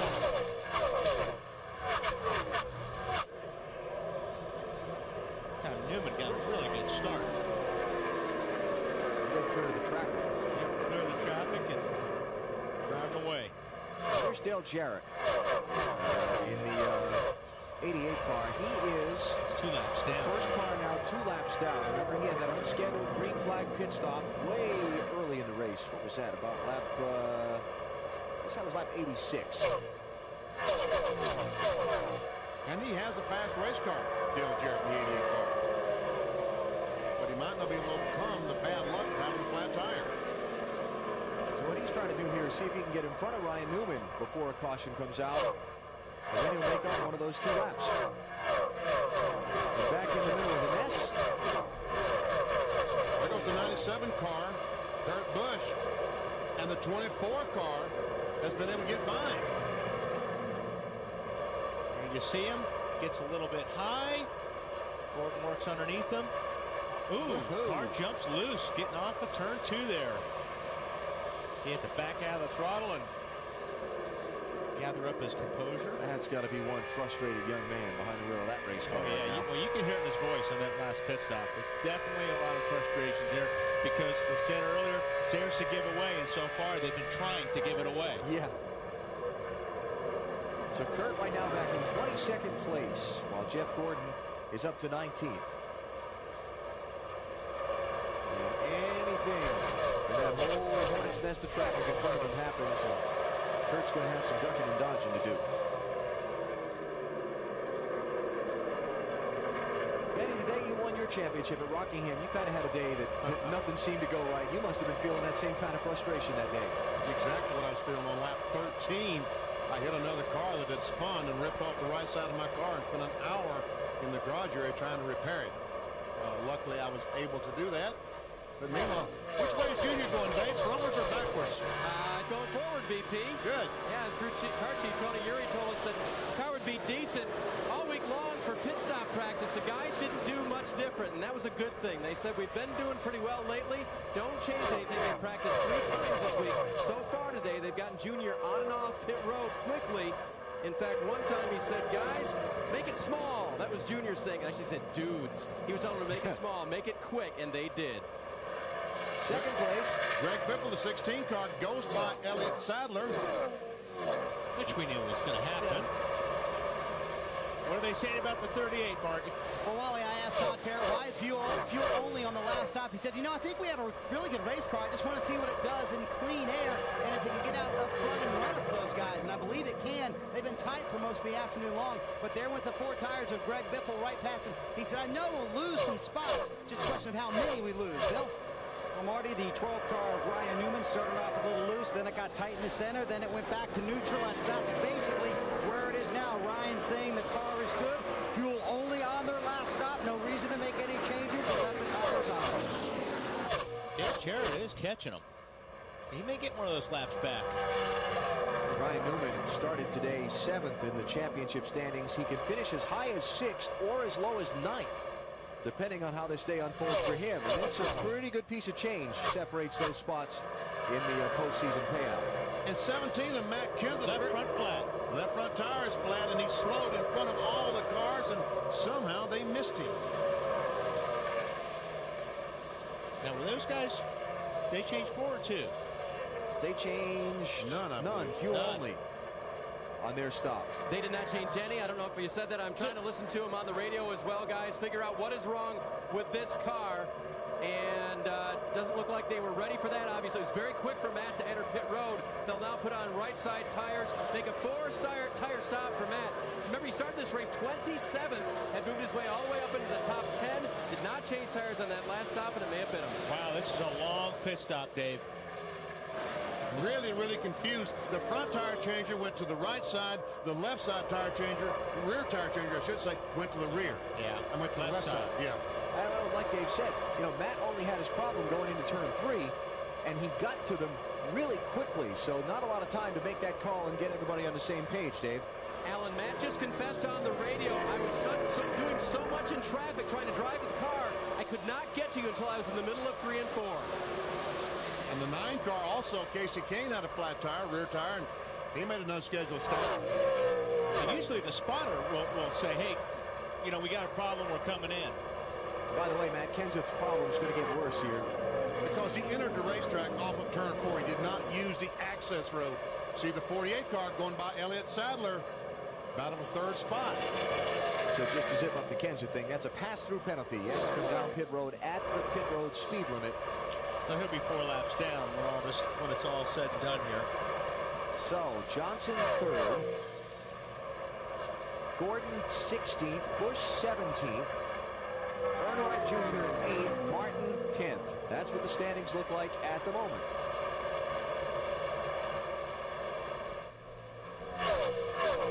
Talking about the highs and lows of this chase for the championship. Jimmy Johnson has had both ends of that. The troubles in races that set him back some when he finished 37th at Talladega. They had an overheating problem. 32nd at Kansas when they had troubles and spun out, Bill. But then 4 wins in the last 5 races. And right now, Alan, the 48 car, good. Loose, but good from the driver. But you know, in the garage area this week, those guys and the 24 guys, they were a lot looser than I thought they would be here. Because they figured we got nothing to lose. We're just going to go out and try to win this thing. And, you know, we don't have anything to lose. Well, on the other hand, the 97 did. So I think their attitude was, they were having a lot more fun than I thought they would this weekend at Homestead. They were not having a lot of fun on Friday, though, when they qualified 39. Yeah. That was not a good day. What'd they do? They covered the car up and sent everybody home. Here comes Biffle, that 16 car. And 4 fresh tires versus no tires. Not much of a contest, usually. That was just a matter of time. Biffle back to the point here at Homestead-Miami. Gave you our singular wireless race talk poll earlier, talking about great comebacks that we've seen this season. You voted. Oh, I agree with him for once. Well, how about that? That's what I was talking about. Johnson with those struggles at Talladega. Oh, we got one on the wall. One on the wall. It is Mike Woods. Yellow flag with 1:21 to go. Well, that means they can all make it on one more stop. And 4 tires. Driver's side impact for the 0 car. He was glad to see that safer barrier in place. He kind of backed it in, so he either got turned or just got loose getting in. Not going to be the kind of finish that Mike Bliss has enjoyed earlier this season. He's run 3 Nextel Cup races this year. He's got 2 top 10 finishes. Had a great run at last week at Darlington. There's see Bliss's car, and boy, it doesn't. Something is bent. See if we can catch what happened. He's already at the top, and it's already happening. So, can't really tell. Kurt Busch and Jeff Gordon sliding underneath it. There, see Kurt Busch is closed up right behind Jeff Gordon, and they go by the wrecked race car and say, all right, here we go. Pit stops once again.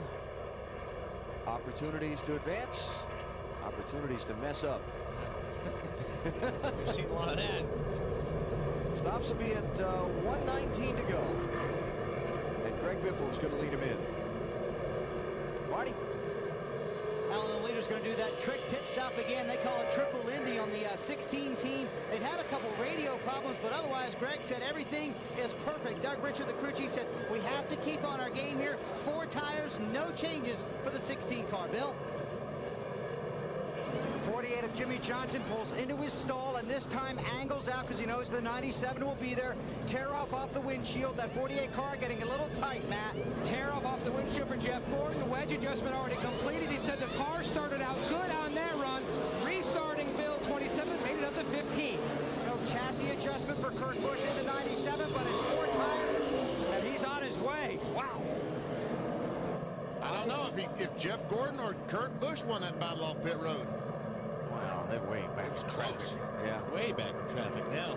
I saw Kevin Harvick get fuel only and Bobby Labonte get right side tires only. Tony Stewart beat the both of them off the pit lane, and I think he got fuel only, but I want to double check that down in the pit lane. Sort it out for you when we come back to South Florida.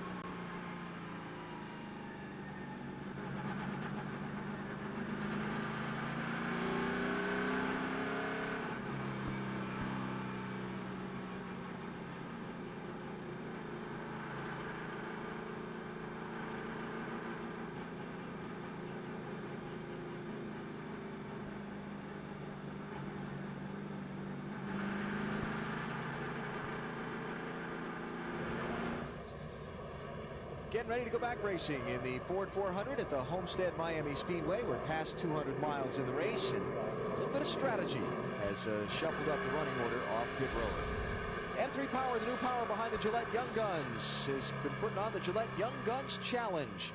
You could win $5 million. GilletteYoungGuns.com has details. Has to do with predicting the correct order of finish of the Young Guns drivers in today's race. You did say $5 million, didn't you? I did say $5 million. I thought you said. Okay, so boy. Want me to help you sort this out?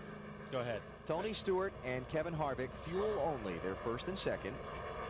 Bobby Labonte, right side tires only. He's third. Scott Riggs and Michael Waltrip, also right side tires only. And they are eighth and ninth. Okay. The problem these guys, Tony Stewart, Harvick, Labonte have is Greg Biffle is right behind them with 4 tires. Yeah. And then you've got Kurt Busch and Jeff Gordon on a restart again. They wish that would stop, because this when you get these restarts, that's when things happen. So they would like for this thing to stretch out so they could race. And Kurt Busch did beat Jeff Gordon off pit road, so he is 18th. Gordon is 19th. And they got the lap cars in front of them to the inside of the leaders, and it's going to be very uncomfortable.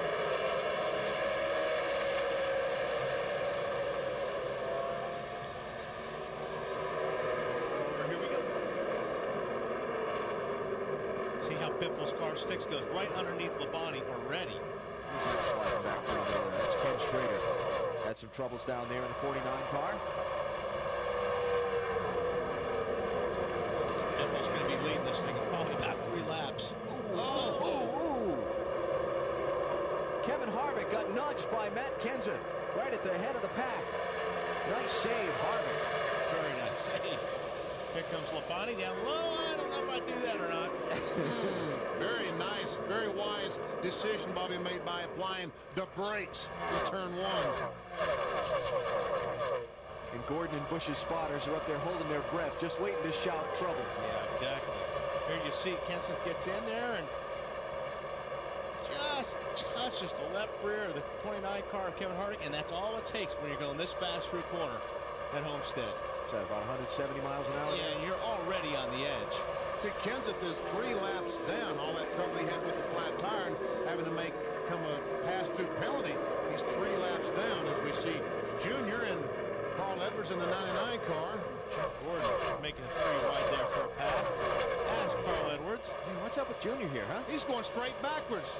What is up with Junior? He's Dave. Traffic issues, guys. He commented about another driver on the radio. Not sure who he meant with the nickname that he gave him. But car's a little free in. That's all Junior said, so no big deal. He restarted 12th, and he's back in 21st now. Wow, look at this. Oh, wow. What is he? They were 4 wide at the start-finish line. They finally filtered down to about 2 or 3, and Kurt Busch is right behind all this. Yep, Jeff Gordon's right there going, please let me get through this. His breath, probably. Anxious moments for these guys, because they want to get in front of it as fast as they can. Something happens in this mess and they get in it. They can throw their whole season away. Oh, there it goes. 38 goes Sadler. Caution. It's just going to happen. Just a matter of to whom. Yeah. So, 7th yellow flag is out. Elliott Sadler started this day in 9th place in the championship. Could have finished as high as 7th. Might finish as low as 10th. And I'll bet the low number. Oh, man, I'm telling you what. And this is what these guys could be careful. Although it happened right behind them, Elliott just got loose, getting up off of 4. That's Sterling. Sterling just missed him. 40 car. A lot of damage to that car. He hit that car, the wall, very hard, and probably knocked the rear over. And a lot of damage. Tell you what, though, for some of the accidents we've seen off turn 4 this weekend, that's kind of tame, yes. Got off with that one pretty light. But he's not very happy, I'll tell you that. One more look.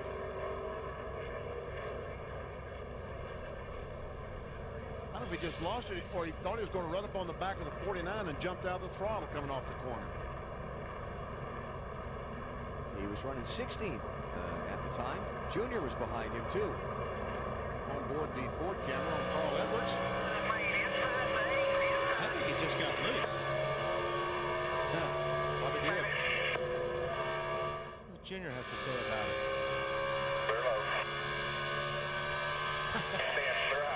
That's the way you like them to happen in front of you. Never backed off Just the go. throttle. Disappear. Pit road's open. Don't see any of the leaders or championship contenders coming in, so we'll take a break. Stewart's the leader. You're watching NASCAR on NBC.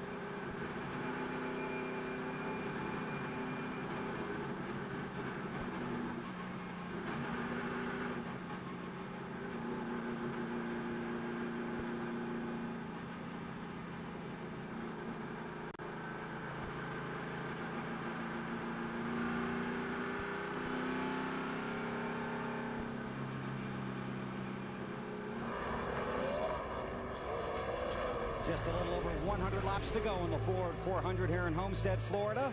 Field under caution. Now, a lot going on here, too. Take a look down here in the 48 pit of Jimmy Johnson. See all those tires? Well, if you need any, you should call them because they got a bunch of extras because they've been going down and getting them off the 5-car.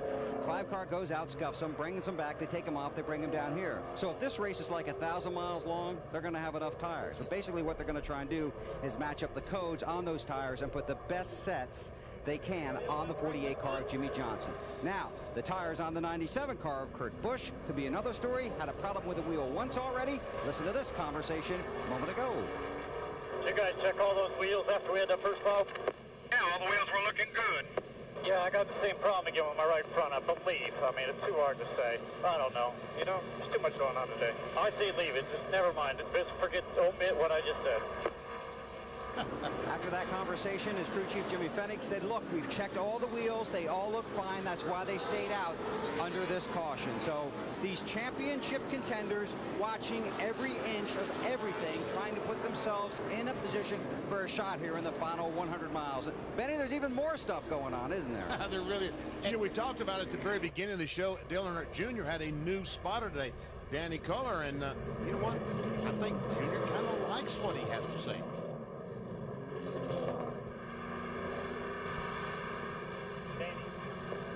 Danny. Yeah.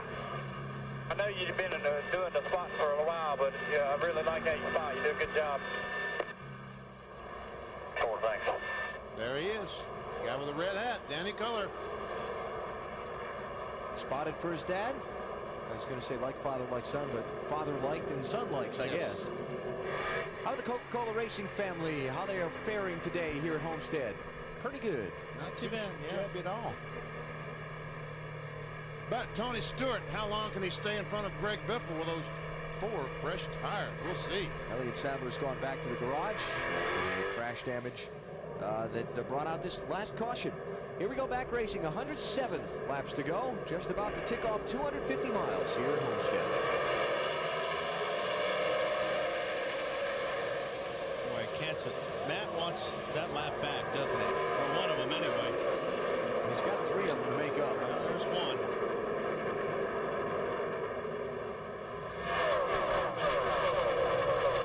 Entered a flat tire under the green flag earlier and came down pit road directly off the track without using the access road. There's Gordon busting out of traffic back in line.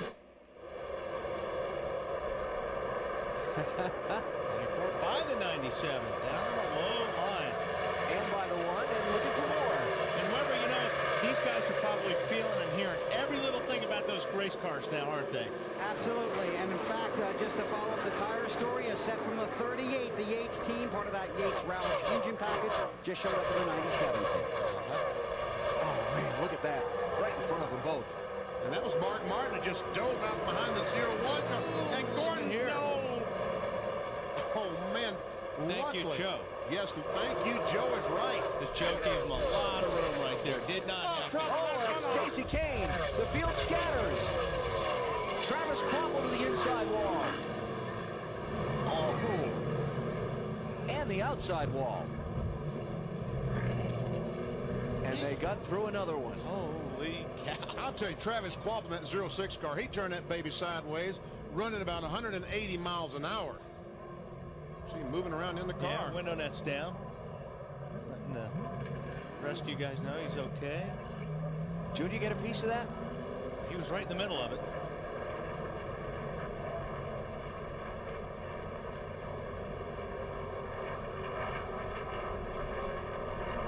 Looks fairly clean right there. Well, let's see. There we see Jeff Gordon. Kurt Busch. Wow, they... What's it? And Junior just goes right above the 9 car. I don't think he had any damage. Oh, boy. That car wouldn't stop. Quapples.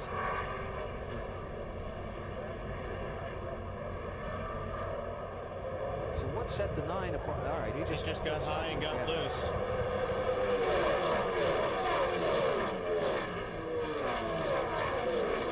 Wow, that's a scary part right there.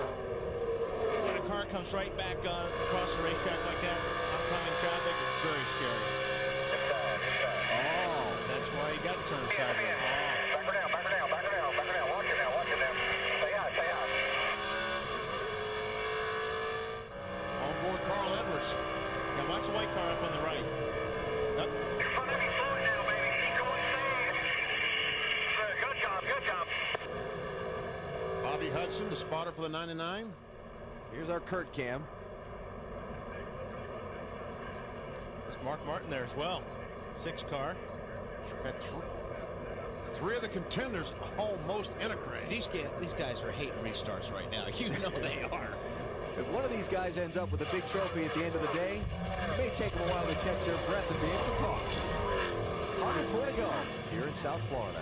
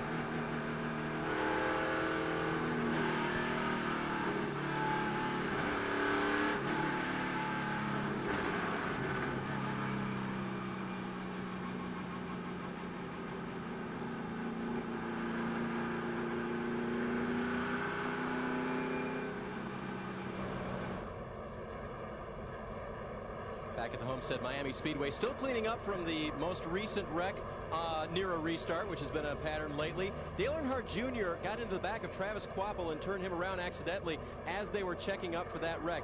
He had his crew come in and take a look at the front of the car. You can see the hood pushed down a little bit, and then just above the screen pushed in a little bit as well. So far, they don't think it will affect the radiator. The cooling on the car should be fine. They came and made a 4-tire stop, made no changes to Junior's chassis. Well, if they were tight before, that may even help them, because I bet you that helps the front, pin the front of the car. So what do the standings look like now? Pretty close. That is as few as 2 positions. If Kurt Busch can gain 2 spots, he'll be tied with Jimmy Johnson. Oh, man. Marty, what happened to the 9 car? Well, let's find out, BP. An outstanding rookie season comes to an early end here at Homestead. What happened? We just were fighting at the car all day, and took some spring out, and the back got loose there, and I wasn't ready for it. I just spun out and crashed all by myself. So it's too bad. I'd like to thank all the Dodge dealers out there, UAW, Siemens, Valvoline, Mac Tools. They're going to need a lot of Mac Tools right now to go fix that thing. Elliott Sadler also in the garage, asked for a little time to cool down. They're going to try to fix the 38 and get him back out on the track, Alan. Following the pace car round is Tony Stewart. He is the race leader in the Ford 400. About to hit 100 laps to go. What's going to happen on this restart?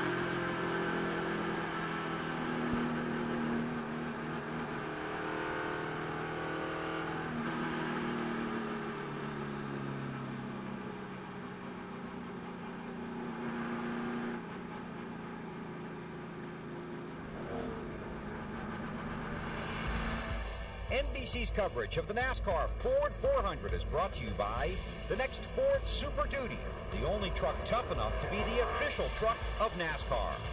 By Coca-Cola, let's make it real. By Craftsman, the official tools of NASCAR, available at Sears. Craftsman makes anything possible.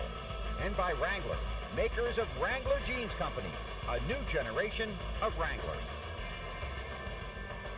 As we continue to follow this championship story, our Little Debbie lap leader shows us that we're closing in on the moment where Greg Biffle locks the 5 bonus points for leading the most laps in this race. Now that would be big. Yeah, that would be. They have just waved off the restart, so we'll go back to break and come back for the next restart from the Homestead-Miami Speedway. Tony Stewart, the race leader.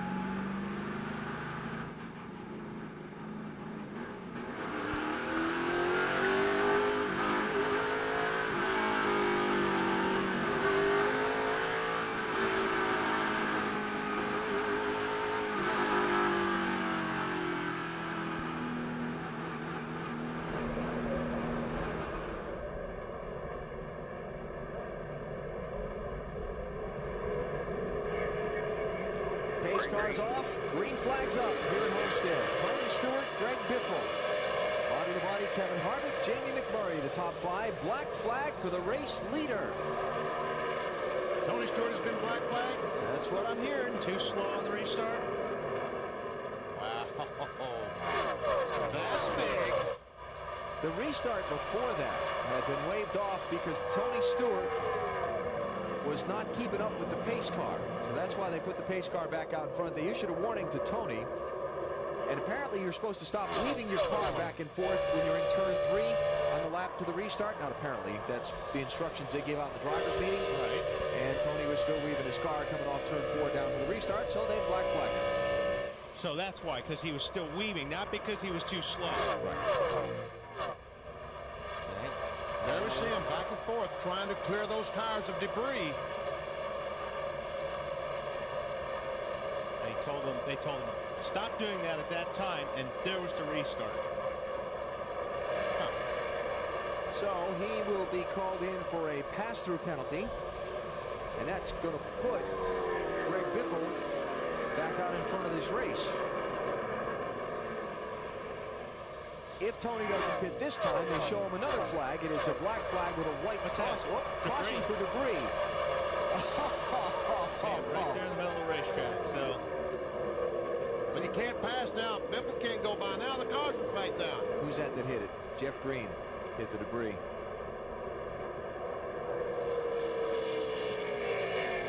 Can you serve your penalty now under the yellow?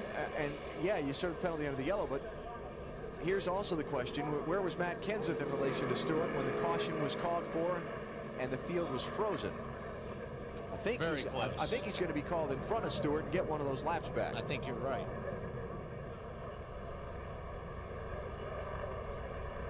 Wow.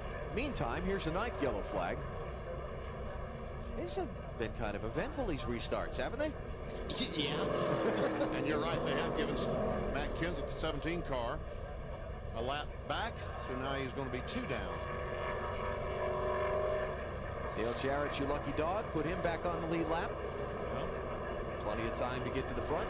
And Tony Stewart will come in if pit lane is open. Now, if everybody else pits, we're going to have to figure out this Stewart penalty thing, too. It looks like they're all pitting. Exactly, because so far he hasn't been penalized or anything. Bobby Labonte stays out. Newman stays out. Gordon stays out. Where's Kurt Busch? Junior stays out. I think Kurt's coming in. Yeah, Kurt Busch is in. And Jimmy Johnson's coming in. Now this is going to make things interesting. This is going to get interesting. All these guys have to stop once again. They can make it. They cannot make it from here the rest of the way. Bold call by Robbie Loomis, though, to leave Jeff Gordon out there. Yes, it was. Marty. And Benny, the 16 car, Greg Biffle, can definitely make it on one more stop. Greg does not want any changes to the chassis. They call that triple Indy, that trick pit stop again. They're going to have the gas man help pull the tire to make this stop faster for the 16, Bill. Watching the 48 of Jimmy Johnson getting fuel only. They'll top off with fuel and then send him out. The 97 will be here for a while. Kurt Busch is complaining about the same problem with the right front that they had last time. They changed right side tires. The right front is from the 2 car of Rusty Wallace, not from the set the 97 started with. Waiting on fuel. They told him we will wait on fuel. They were going to check the wheels. Then they sent him back out. Now they will look at that right front again. And you know what, Bill, when something like that happens to a driver, you start feeling every little vibration and every little thing wrong with that race car now, anticipating that it's going to happen again or something else is going to happen. My question is he having trouble getting fuel in the car? They changed 4 tires. Why would they be waiting on fuel? I'll bet Bill will follow up on that. We'll come back and reset it for you in a minute. You're watching NASCAR on NBC.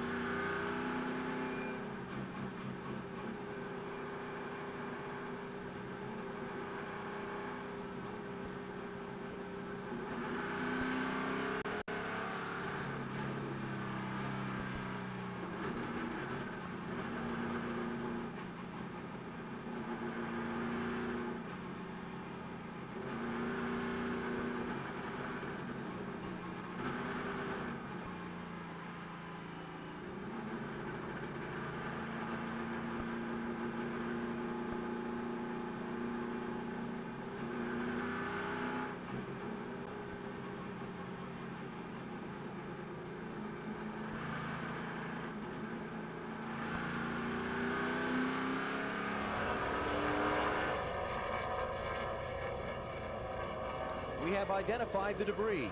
Yeah, there's so much force of air coming off these cars that it blows the light cover off the light. Wow. When it hit that 31 car, it jumped up in the air, didn't it? It's like a sun shield over the top of the caution lights. Oh, wow. It's just a piece of tin, but certainly it would cut a tire. That's what it looks like. And that one hasn't broken off yet. But it might. That's at the start-finish line. So Jeff Gordon's team decides to leave him on track under this caution flag. He's one of 13 who didn't pit. Let's hear from his crew chief. Robbie Loomis, did you keep Jeff out to put him in a better position to possibly lead the lap, those 5 bonus points? Yeah, we need those 5 points. We came to win that championship, and that's our best shot for the DuPont Chevrolet. We're hoping to get about 20-25 laps of racing. Hopefully maybe a caution will come out, and we'll be sitting pretty. That decision, guys, moved him from 11th to 4th in scoring. Yeah, and especially the lead in the points. Yep. Wow. Hey, you got Jimmy Johnson's now running 14th in the race, and Kurt Busch is running 24th. All this is not going to shake down until the last lap. It changes every 10 minutes.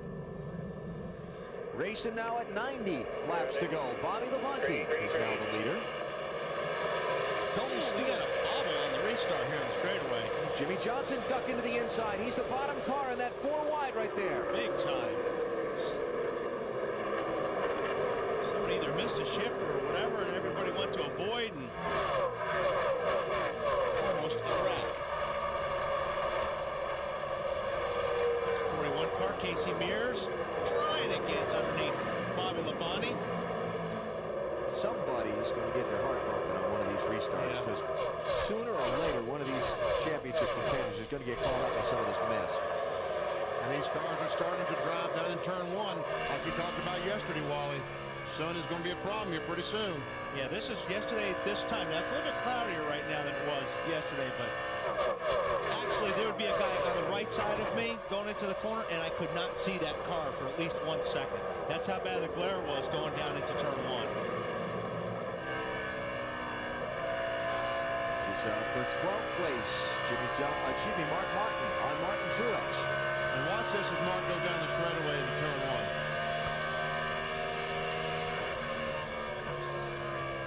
Glare's not too bad right now. It doesn't look like, Wally. It's a lot worse from inside that car looking through the windshield, I bet. Dirty windshield. We can clean our cameras. Marty. Fuel only on the stop for Mark Martin. He said, you know what, I'm just getting frustrated because we can't run long enough to tell if our car's good or not. So I can't tell you what to change when we do stop because we haven't had that many green flag laps. Yeah, Marty, these guys got to start getting busy. I mean, I know they're trying to do everything they can to get through traffic, but with all these yellows, they're just losing every green lap of opportunity. There's a shot right there. See how bad that glare is? You're right. Inside the car, it is better. And it's worse, I should say. Yeah, and the dirty windshield. It's really, really tough right now. As Marty was saying, you got to get some green laps. I mean, man, every time there's a yellow, you can't race anybody. So Mark is running 9th. Yeah, we had green at 131, caution at 148. Green at 151, caution at 157. Green at 160, caution at 164. Green at 170, caution at 174. Now look at this. Jimmy Johnson makes a 3-wide off the corner. Wow, that is a great race car to be able to do that. Yep. Talking about the 48 of Jimmy Johnson. Man, that's smooth. That is smooth. Let's see, that's going to pick Jimmy up 2 spots in that one move, so put him up to 10th now. Every car you go by. That's 5. That's 5. More points. And Kurt Busch is back in 18th right now. So there it is with 85 laps to go.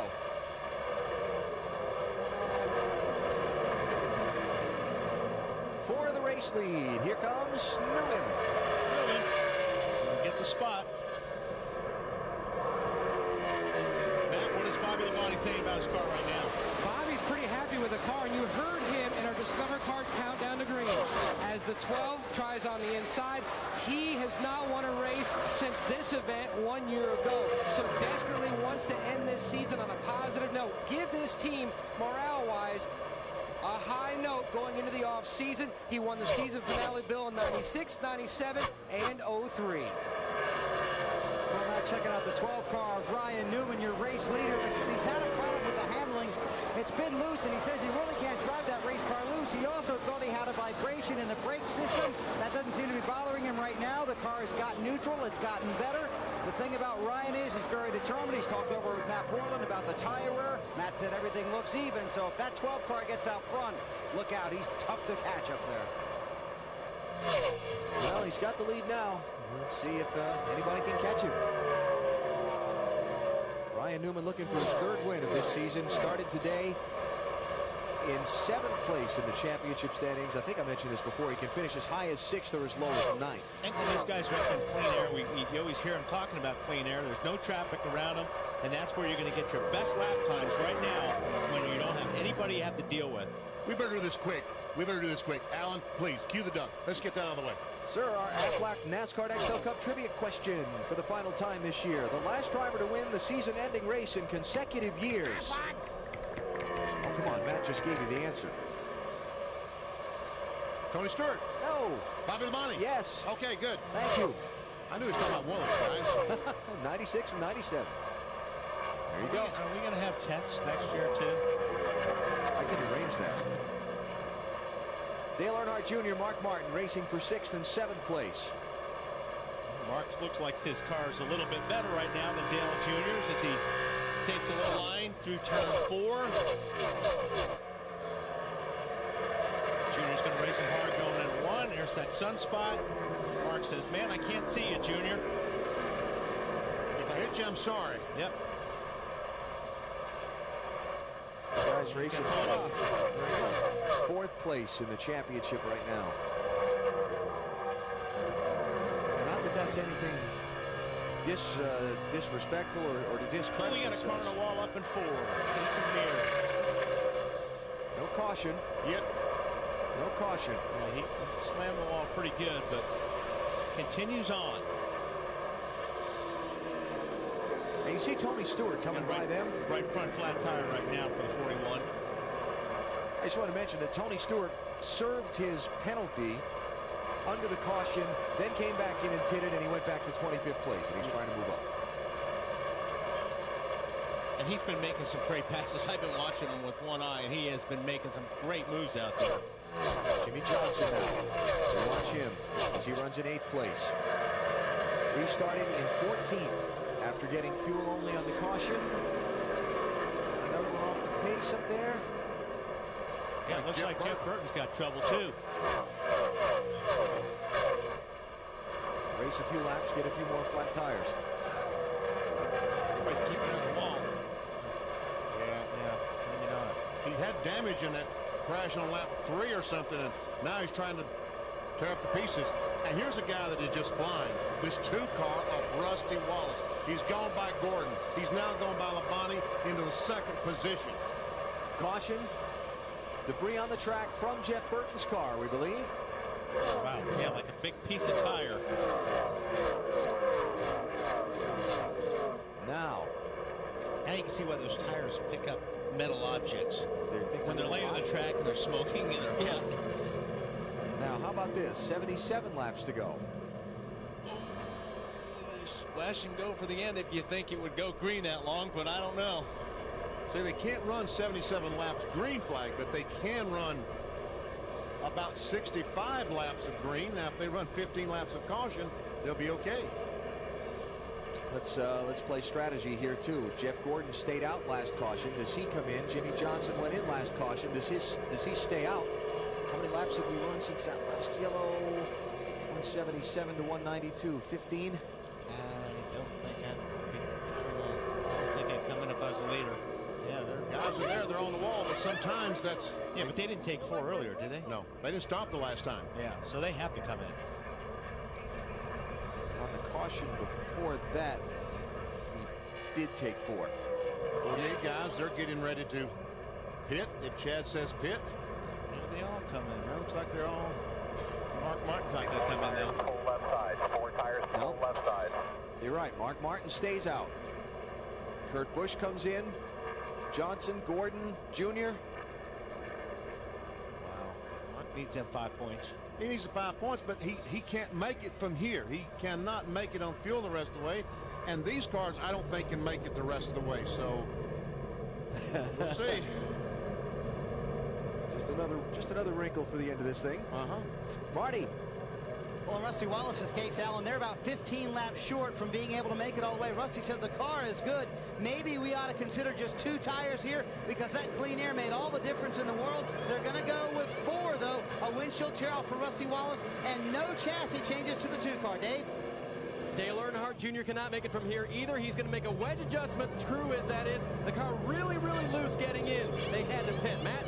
Jeff Gordon says, you've got to fix my center of the corner tightness. That's where I'm really losing time. 4 tire change for Jeff Gordon. Bill? Jimmy Johnson, 4 tires on his way. Races the 24 off of pit road, followed by the 8. Now on his way, Kurt Busch. He got 4 tires. Really wanted him again to take a look at that right front. That wasn't one of their best stops right there. You know, he's complaining about that right front, but don't forget, Bill, he drove that thing in with no wheel on it. So there may be something that's either bent or damaged up there because of that wheel coming off. And when they take that wheel off, they immediately go to look at the inside of it to see if they can tell what's causing the trouble. They're talking to the crew chief right now. Continue to look at the inside of that right front wheel here on the pit wall. And when he drove that car down pit road on the brake rotor, he might have knocked a chip out of the rotor, which would throw that whole assembly out of balance. So he's feeling something, I think, because of that wheel coming off and him having to come all the way down pit road with no wheel on the car.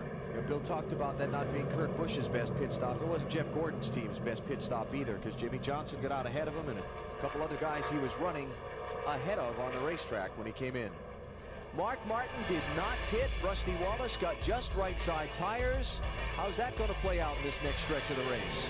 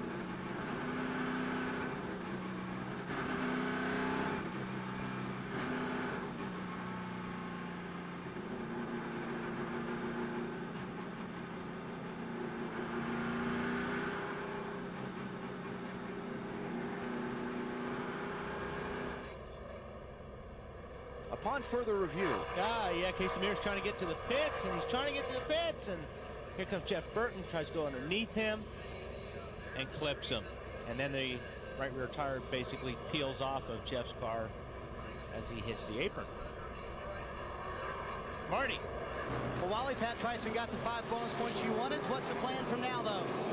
We're just, you know, we couldn't go the distance there, so we're waiting for a caution when we go to distance, make one more stop, and try to win the race. That's what we came here to do with the Viger Ford Taurus, and hopefully it'll work out. Mark Martin in the lead. Matt. Robbie and Brian Weitzel talking things over. Are you gaining on the tightness? Yeah, the car's getting better and better. He's really getting happy with it extremely when we were up front in that clean air. DuPont Chevrolet and this race team are digging away and working towards that championship. That drive for 5 is on right now, buddy. So where do you stand now from here to the finish? We got to get everything we can get, every lap. Fuel-wise? We might have to make one more. Depends how many cautions they have there. We're getting great fuel mileage. You guys are doing a great job on it. Bill. With Chad Canals, crew chief for Jimmie Johnson. How is it now? Car's pretty decent. You know, obviously track position's a bit of a struggle just getting up there. Tires aren't falling off as fast as what we would like, but, you know, we'll just see what happens here. We can't quite make it yet. I don't think anybody else can either, so it's exciting, isn't it? It is exciting. Are you excited? Unbelievable. Mark. Sure. I'll tell you what, this Lowe's team, these guys have done a great job all day. You know, we had a bad pit pick, obviously, because we didn't qualify as well as what we needed to, but we'll see what happens at the end. Good luck. Thank you. Will you look at that? 9 points Mark has had in this deal. With 72 laps to go in the season. Martin leads. Johnson is 11th. Gordon is 12th. Kurt Busch is 19th. And Junior's 13th. Martin Truex Jr. right there in the second spot. #1 car. And Matt Kenseth's in between those two. And Matt is, what, 2 laps down now? Yep. And let me just update that the first 4, Martin Truex Jr., Marlin, and Michael Waltrip. That would be Mark Martin and Martin Truex Jr. They did not pit under this caution. That's for position. The teammates. 10th spot at stake there.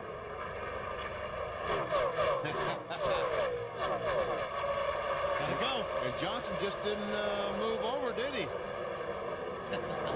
Jeff Gordon didn't move over, and Gordon give it to Jeff in the 24.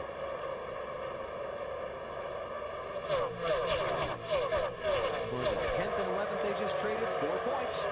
Just swung between those two. Every single car counts. Now it's Kurt Busch. 1 point. But that's going to change here in just a second as Gordon goes by the 12 car. That's another 4 points if you get by him. So that puts him back in front of Busch.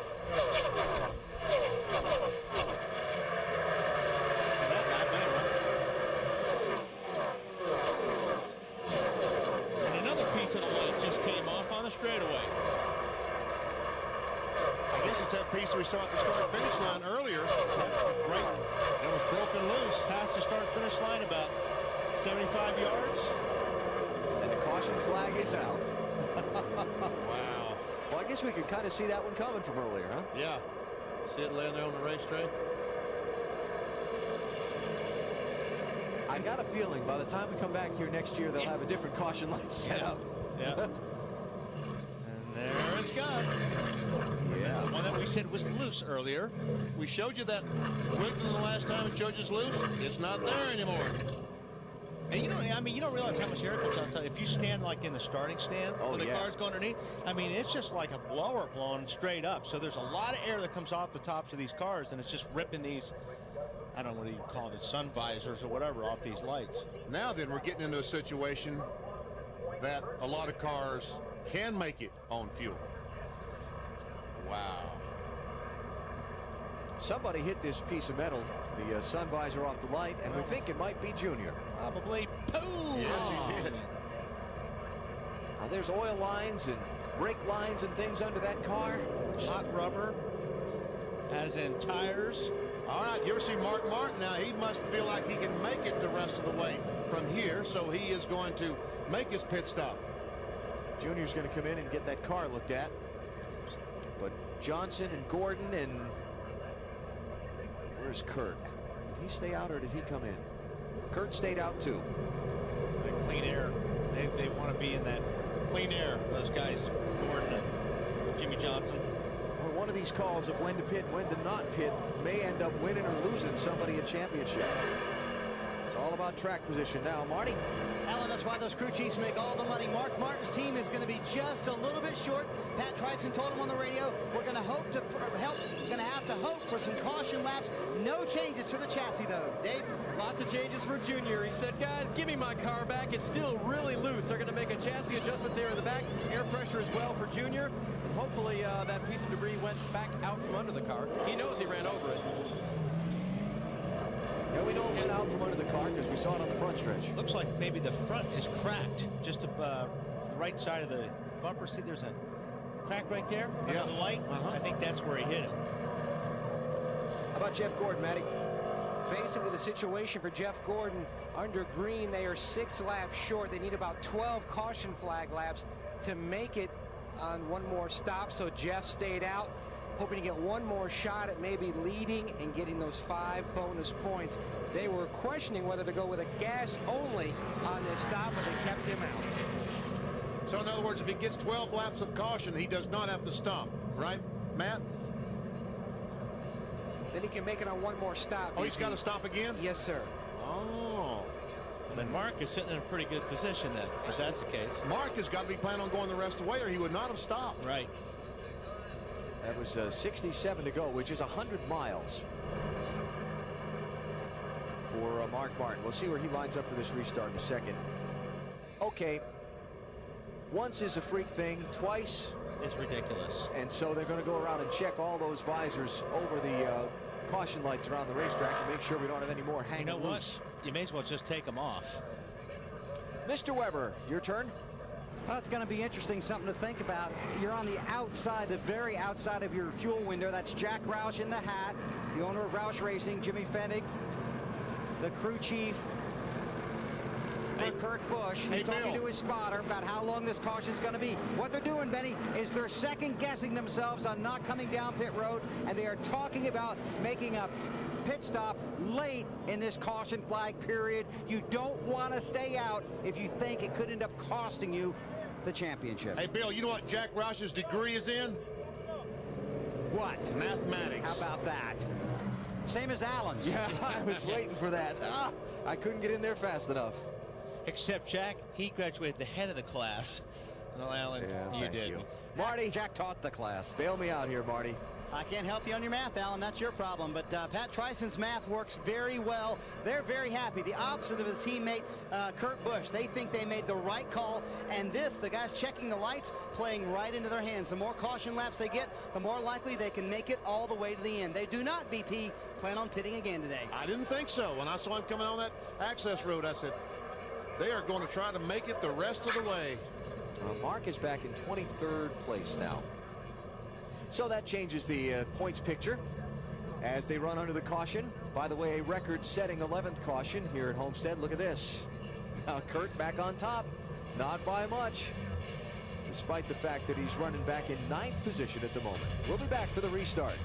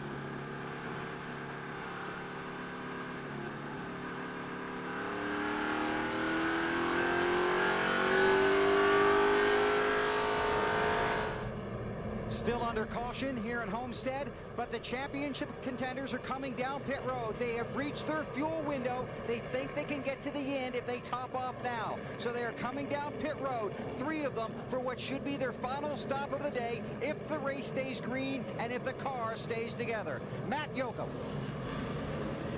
24's in. Jeff Gordon says, free me up. They decided as well to go with tires when they're going to top this car off with fuel. After going back over the calculations, Bill, they feel like they're close, but they can make it from here. The 48 of Jimmy Johnson has already left. He got fuel only. He was right behind the 97 of Kurt Busch. Kurt Busch and his crew chief talked it over. There's Jimmy Fennig right there. He decided we can reach the end. We're going to go ahead and put 4 tires on and send you back out. Good luck. Burns. Same decision for the 8 crew. They also made a further wedge adjustment on the car, trying to help that car at the start of this run. But fuel for Junior, he should be good to the end. How great is this? And that's the way it should be. Let's decide it on the racetrack. And they're all together right now. That's perfect. Yes, sir. All together. And now they're all behind Mark Martin because he pitted earlier in the caution and he stays out now. Pat Tryson's just got to be rubbing his hands together down there. So how did we get to this point in today's Ford 400 here at the Homestead-Miami Speedway? Well, with a lot of yellow flags. On the first lap, it starts when Hermie Sadler, the 02 car, gets bumped. Also, Mike Bliss spun in the 0. Jimmy Johnson started 39th. He had to dodge that. And then this at lap 6. Jeff Burton. That was Boris Said who got spun to trigger the caution. Seems like all the championship contenders have been dodging something. Here's Mark Martin. Almost had a moment up in 3 and 4. Almost had a wreck. Lap 93, Kurt Busch running second at the time. Breaks a wheel and watch this tire leave as he enters pit road. Almost runs in the pit wall. Man, that's close. I think he even brushed it there. Looking at that again. Very close. So then they had a messed up pit stop back at lap 113. Dropped Kurt all the way back to 26th place in line. A little miscommunication as to whether it was a 2 or 4 tire change. Then we get Elliott Sadler gets loose, getting off a 4, hard into the inside wall. ended his day. Junior follows that closely off turn 4 and saw that spin happen. Just missed that one, then just missed this one. Junior did as the pack comes down on Casey Kane's spinning car. And Junior actually got in the back of Quapple, the 06 car. There it is. Turned him in the inside wall and damaged the nose of the 8 car. And then the strategy on top of that, the fuel mileage game that's being played now. What a race here in Homestead today. Our Napa Field summary, 11 caution flags, new record for this racetrack. And despite all those yellows, a rather low attrition rate. Just 5 cars out of the race. Quapple, Bliss, Shane Neal, Greg Sachs, and Casey Kane. Greg Biffle's done most of the leading on the day, but right now it is Rusty Wallace who's out in front with 63 laps to go. Now, as they run, Busch is in front by 14 over Johnson and Jeff Gordon. Those cars, Johnson is running 22nd, Gordon 24th, and Kurt Busch 25th. If Kurt Busch can just keep those guys in front of him, 1 car length, 2 car lengths in front of him, he will be the Nextel Cup champion. And what about Mark Martin's team? They must be feeling pretty good right now, Marty. He may be an 18th Allen, but this may be a great move. Looks like you're in the catbird seat, Pat Tryson. I don't know about that. You know, there's guys that came down pit road with us that have stopped before they get out in front of us, so they can probably do the same thing we can. But hopefully, if it stay green, we can get by a bunch of those. And you know, the guys up front got to pit again, so we'll see what happens. How many laps of caution do you need to make it to the end on fuel? I don't know right now. We're still calculating, but not that many. Just 1 or 2 more, I hope, but we'll see. All he told Mark under caution was, we need 1 more caution flag, and we're in. Bill? Marty, I'm with Brad Parrott from Roush Racing, one of the top tire guys in the business. You wear many hats, so I'm putting you in the tire guy role right now. You've been looking at the wheels off the 97. Explain to us what you believe is going on. Well, when the wheel broke earlier, you know, we don't know what happened to that wheel. Our wheels, we buy them brand new from Aero at the beginning of the year. You know, maybe we should change it and go to the final 10 when we go to the chase. But what's happening is the wheel spacer is worn, and the tire is, the wheel spacer is worn, so the wheel is tightening up in the center, and that's what's causing the wheel to come loose again, and that might be why there's a vibration. That's why we came in and changed the tires right there, so we can get a fresh set on. The wheels on the car are perfectly, everything's good with those. We'll just see what happens. Hopefully we can pull this thing out. Thanks. Good luck. Thank you. Tony Eury leading over the box here. Tony, 2 things. Can you make it on fuel, and is it a winning car? Well, I don't know whether we got a winning car or not, but we got enough fuel in it, and Budweiser Chevy, you know, it's running pretty decent there. And it got a little cloudy and cooled off real cool, and the car got real loose. So we just put a little fuel in at that time, tightened it up, set to go the rest of the way. Shouldn't have to stop anymore. So hopefully the car's tightened up and we can get to the front now. I remember under this caution, they made 2 stops correcting that car. Bill? Dave, 35 races down, just about 60 laps to go in this one. The championship undecided. Jimmy Johnson in the 48 and his crew chief Chad Canals had this discussion. You're going to have just over 60 laps to go, man. You are going to have to get as much as you possibly can, dude. Got to beat the 97 car by about 10 spots, and even 2 behind you. Jimmy Johnson has won 4 of the last 5 races. Now he's racing his heart out to get as many points as he can to try and bring home the championship he has dreamed about since he was a kid in California. Now I understand why the 97 pit stops are slow. They're having to make sure they get those wheels especially tight. And you heard Chad there, and I think he probably built a little bit more of a cushion. It's probably a little bit less than 10 spots, but he's got to get everything he can. Well, the way the points work, the farther up the running order they both go, the fewer spots it needs to be. 60 laps to go, less than 100 miles at Homestead.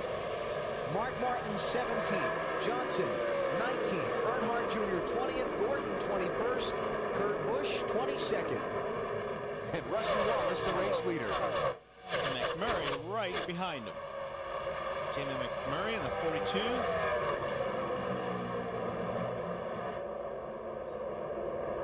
Now, if this thing goes green flag from here to the end at 267, some cars will run out of fuel.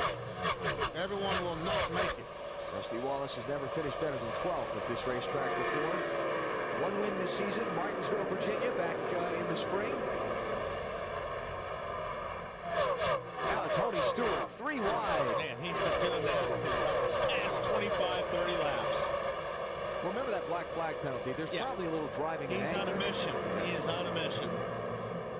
Tony's in 9th, and he's trying to take 8th from John Andretti. And here these guys, teammates racing again. All 3 of them. Hey, they got by Mark Martin. Yes, they did. Sterling Mullen in that black 40 car. Jeff is going to make it 3 wide down there. He hangs in there. And the 48's up high. And Johnson's even higher. I don't think I want to be up there either. Look at this. And here comes Kurt Busch. Going by Ken Schrader in the 49 car. That is some hard racing right there. These guys know what they have to do right now. It's going to be for about 16th place with Gordon and Johnson side by side. It is 16th and 17th. Gordon trying him on the bottom again. Just can't do it.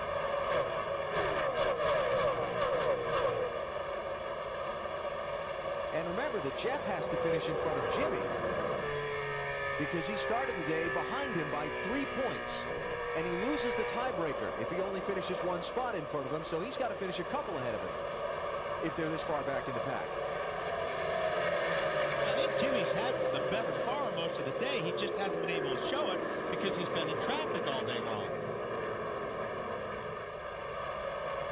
Jimmy closes the front. Oh, very loose there. Very loose. Here comes Jeff. And that's all it took for Jeff to get at least beside him.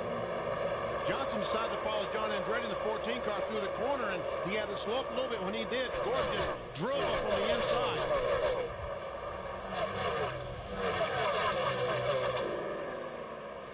Now Johnson drives to the inside as Rick Henry watches his car go down in turn 1.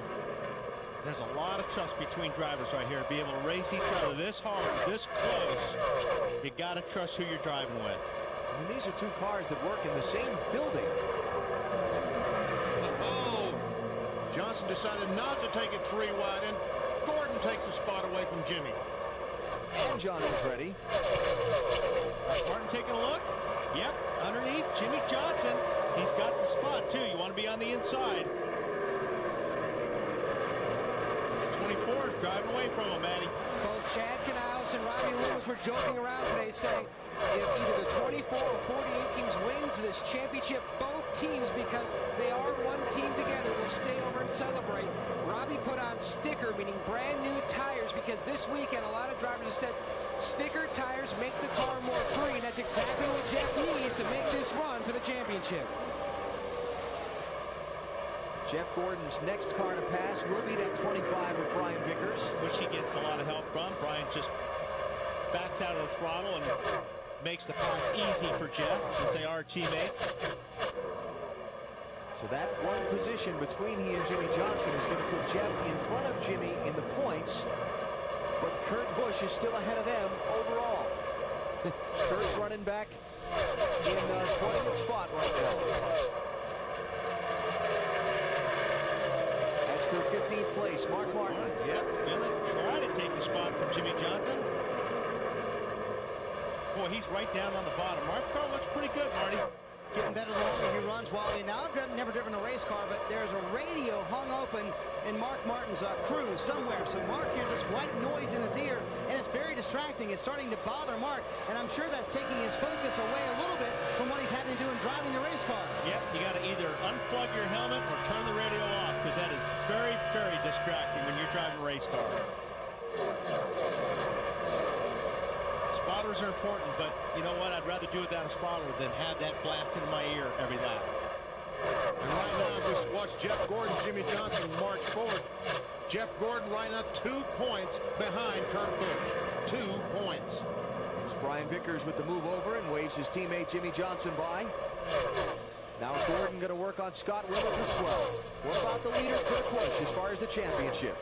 He has been struggling trying to get by these cars, and that didn't help anything there as the 15 and 97 made contact. He obviously felt the 15 should give him a little bit of room. He's driving pretty aggressive there, Bill. And if they don't give you room, Wally, what do? You hit him. You take it, right? Absolutely. When Kurt Busch left pit road under the last caution, he talked to his crew chief, Jimmy Fetting. Kurt said, I'm done with you guys for today. Jimmy said, just stay out there and get all you can get. He's looking at the 8, looking at the inside. Burns. And going to the inside is Dale Earnhardt Jr. That's been his nemesis today because his car has been so loose. That's one of the reasons why they made that second pit stop under this caution to make sure that the car was not loose, because when you get by those other cars, it gets looser. Now he's in free air, Wall. Well, Kurt Busch passing cars, and he's got to get by Earnhardt. That was big right there. Yeah, Those I mean, passes there was you a just lot saw. of cars just in a bunch. That's right, because he got 2 positions, and that's 6 points. He got John Andretti and Michael Waltrip in that set of corners. And so that puts Kurt up to 19th place. But that's exactly what he needs to do. He needs to get by these cars and get in some clean air so he can go as he takes the spot from Dale Earnhardt Jr. That's going to change that. And that's going to change that, exactly. That makes it 8 points in front of Jeff Gordon. Every single spot is so important, right? Every one of these drivers knows it now, too. They have got to drive harder than they've driven all year, these next 47 laps. Now, Jeff Gordon, all right, let's check on the lead first. Greg Biffle is after Rusty Wallace. Well, that 2 car has been very, very good, although the 16 has been as good. Around you, they just don't handle as well.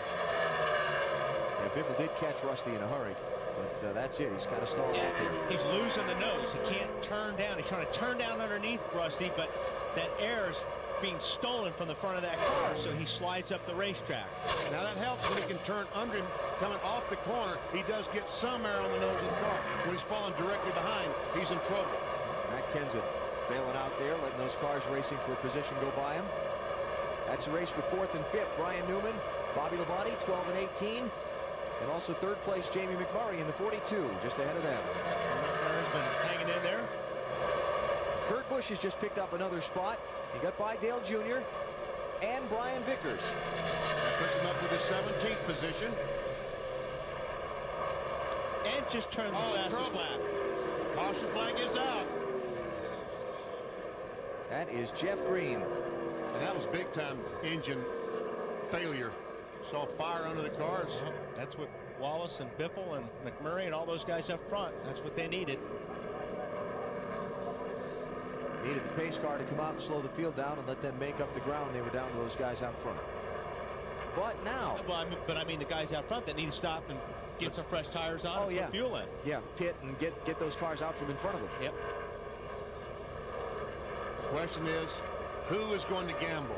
Who is going to stay on the racetrack and not make that pit stop? Kurt Busch, that last was the fastest of that. That lap was the fastest for him. So right now he's got a good race car. It's working good. I would be surprised if they came in and made a pit stop. It's going to be a minute before they can make that decision because pit road is closed. Jeff Green, when you saw him hang a left down off the racetrack, went across that pit exit road.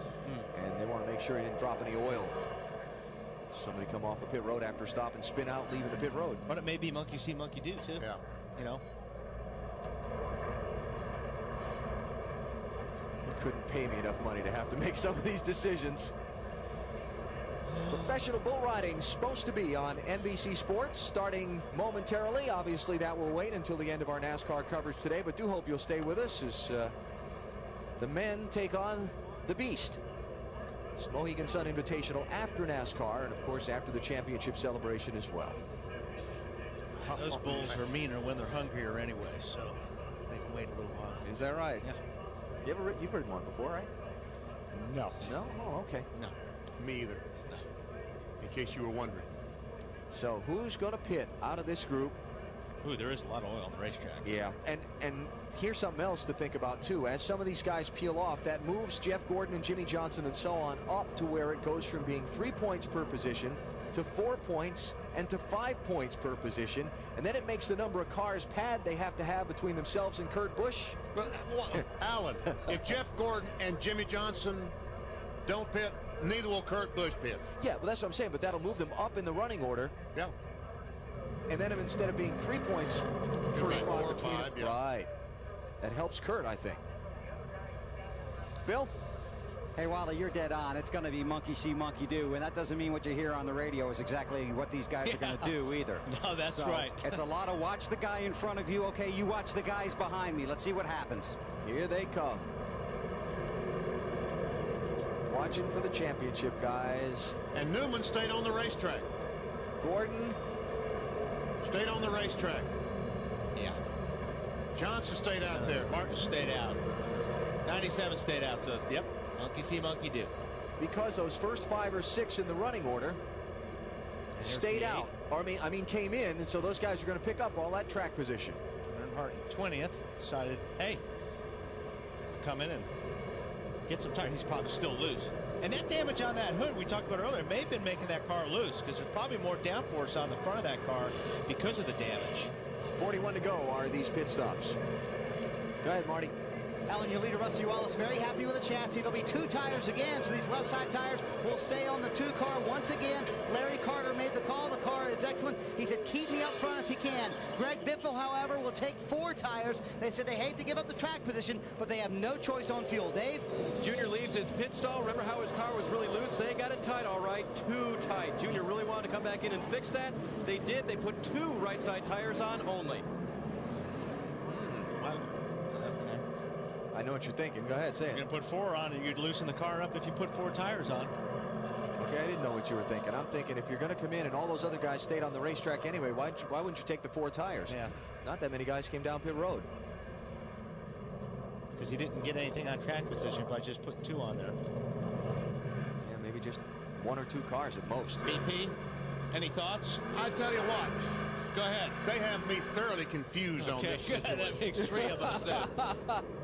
I can see the calculator running. It's gonna be interesting. I mean, they're trying to do, by changing right sides, they're just obviously looking for a track position, thinking that's going to be worth more than anything else.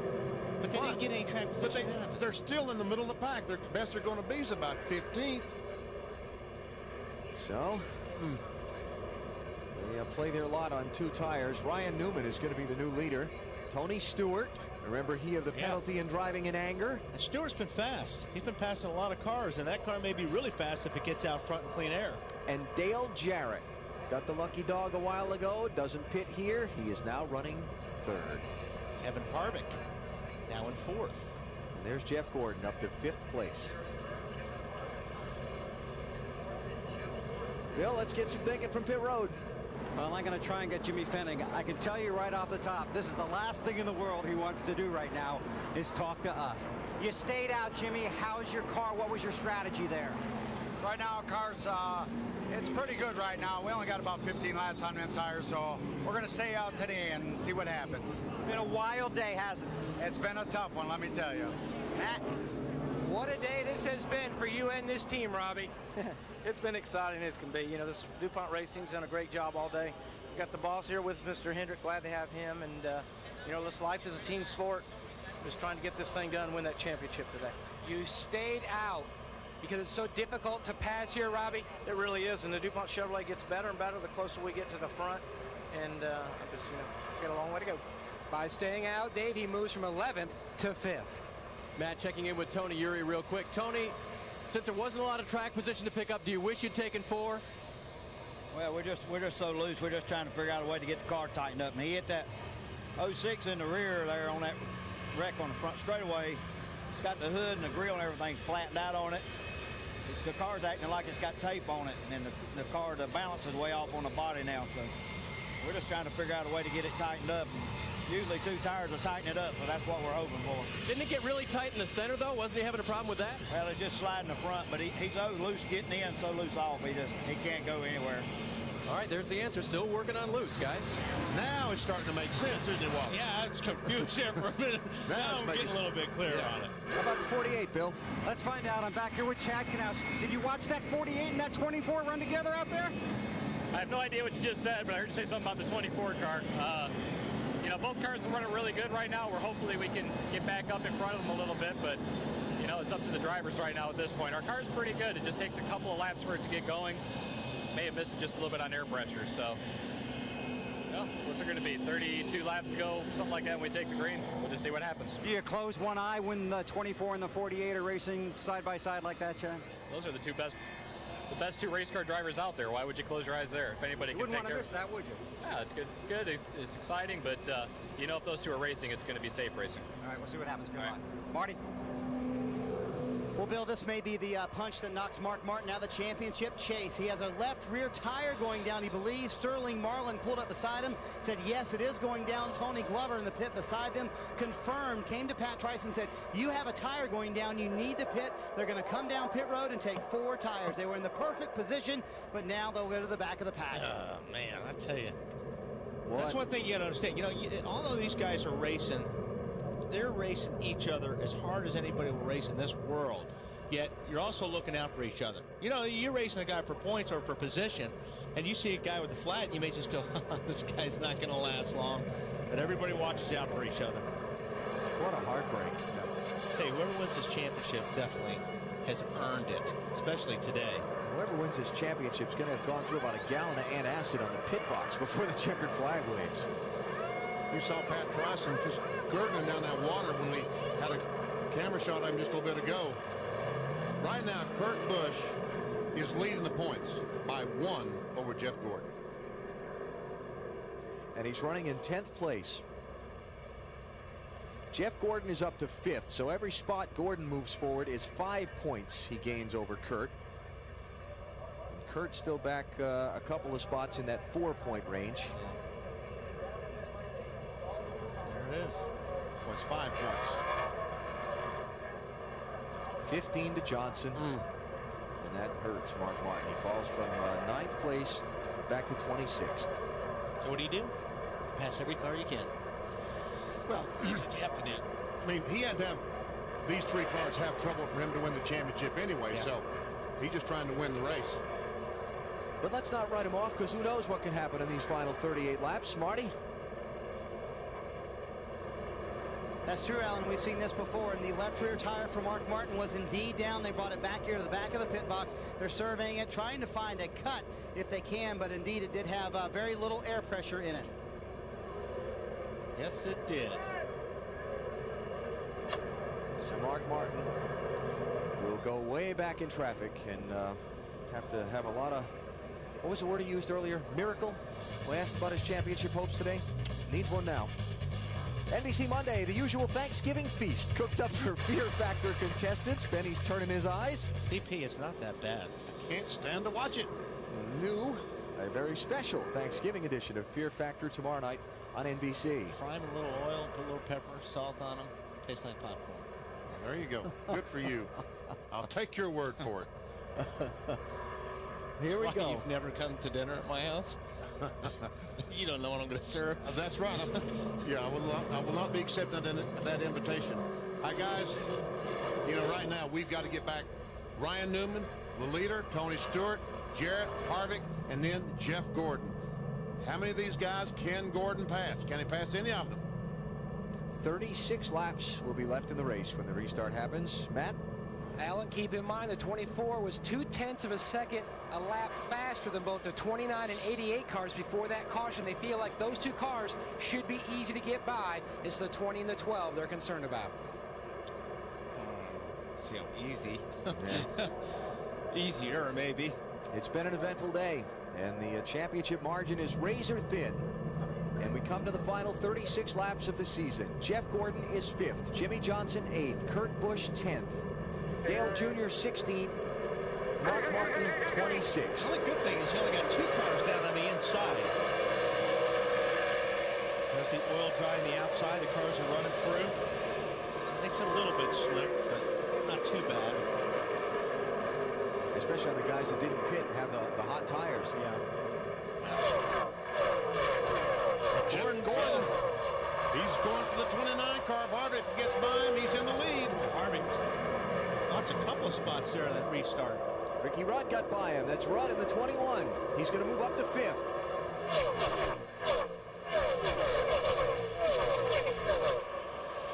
So Jeff Gordon now runs 4th.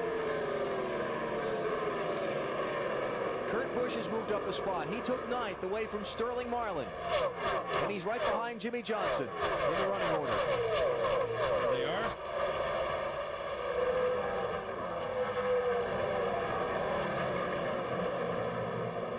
But he can't just rest there, because if Jeff Gordon keeps moving up, Kurt needs more points.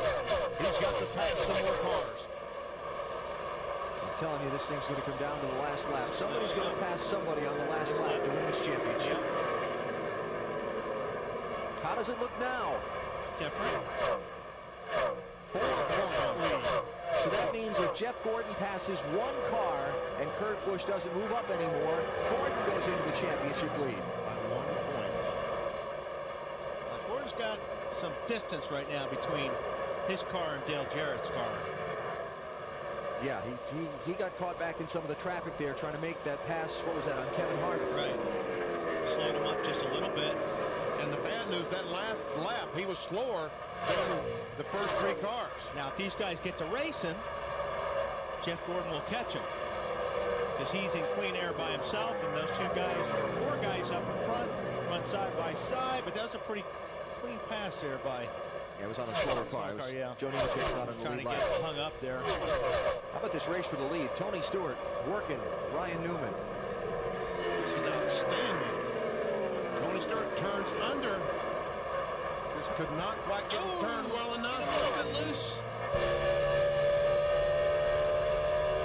Tony Stewart was the race leader on the lap 170 restart when he was black flagged by NASCAR for not stopping, leaving his car beyond turn 3 where you're supposed to knock it off. Went all the way back to 26th. Here he comes for the lead. And Stewart was doing everything he could to get that 12 car a little bit loose up in 3 and 4. Got the spot. Oh, and he slides up high. Here comes a 12 underneath him. Little crossover. Oh, that's good racing. Dave, what's Tony Stewart saying about his car? Nothing. He's driving too hard right now, Wally. Now, they took 4 tires at a lap 200 stop. And remember, Tony visited this track while it was being reworked. Matt told us that story last year. He did so well his rookie year, winning the race here, then the year following. But that was on the old flag configuration. He's gotten to know the bank configuration pretty well.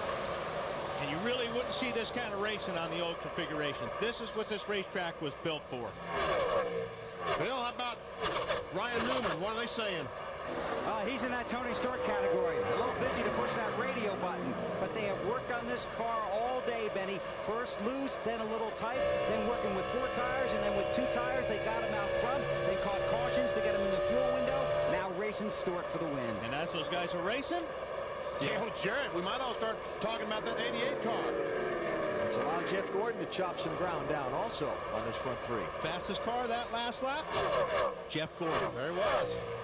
Gordon 4th, Johnson 8th, Kurt Busch 9th.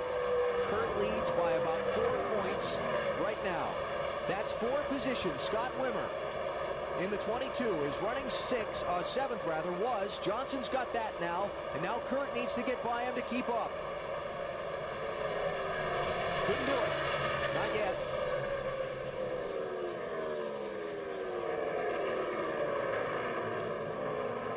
Yikes. Still 4 points. And Jimmy Johnson does not want to see the 97 in his mirror. He wants to see that 97 disappear in his mirror if he's going to have a shot at beating Kurt Busch in the championship. Kurt Busch on the inside of Wimmer takes that spot away. Jimmy tried to put a run on Kevin Harvick. Kevin shut him off. And Kurt knows, on the other hand, he's got to keep Jimmy Johnson in sight. Johnson by Harvick, and that's for 6th. And the guy he can't see the 24. Matt? Jeff Gordon doing all he can do, trying to give owner Rick Hendrick his 6th championship as an owner. He just keyed the mic and said, guys, that's all I have. That's all I can give you right now, and it's just pushing so hard in the center of the corner. Robbie said, would it help if we got the 0-1 out of the way in front of you? Jeff keyed back and said, anything would help. And the 0-1 gets help from Hendrick Motorsports. That's right. Joe Nemechek. Yeah, the MB2 team using Hendrick engines, Hendrick chassis. And Joe again running in 31st place, a few laps off the pace. This is for 7th place. Kurt Busch trying to get around Kevin Harvick. If he passes him, it's 4 more points to the good for Kurt. Ooh, drives in there a little bit harder, Benny, and slides up the racetrack. And I'll tell you what, we have seen Kurt Busch this year do 3 times come off these corners like this at the California Speedway and lose control, spin out by himself.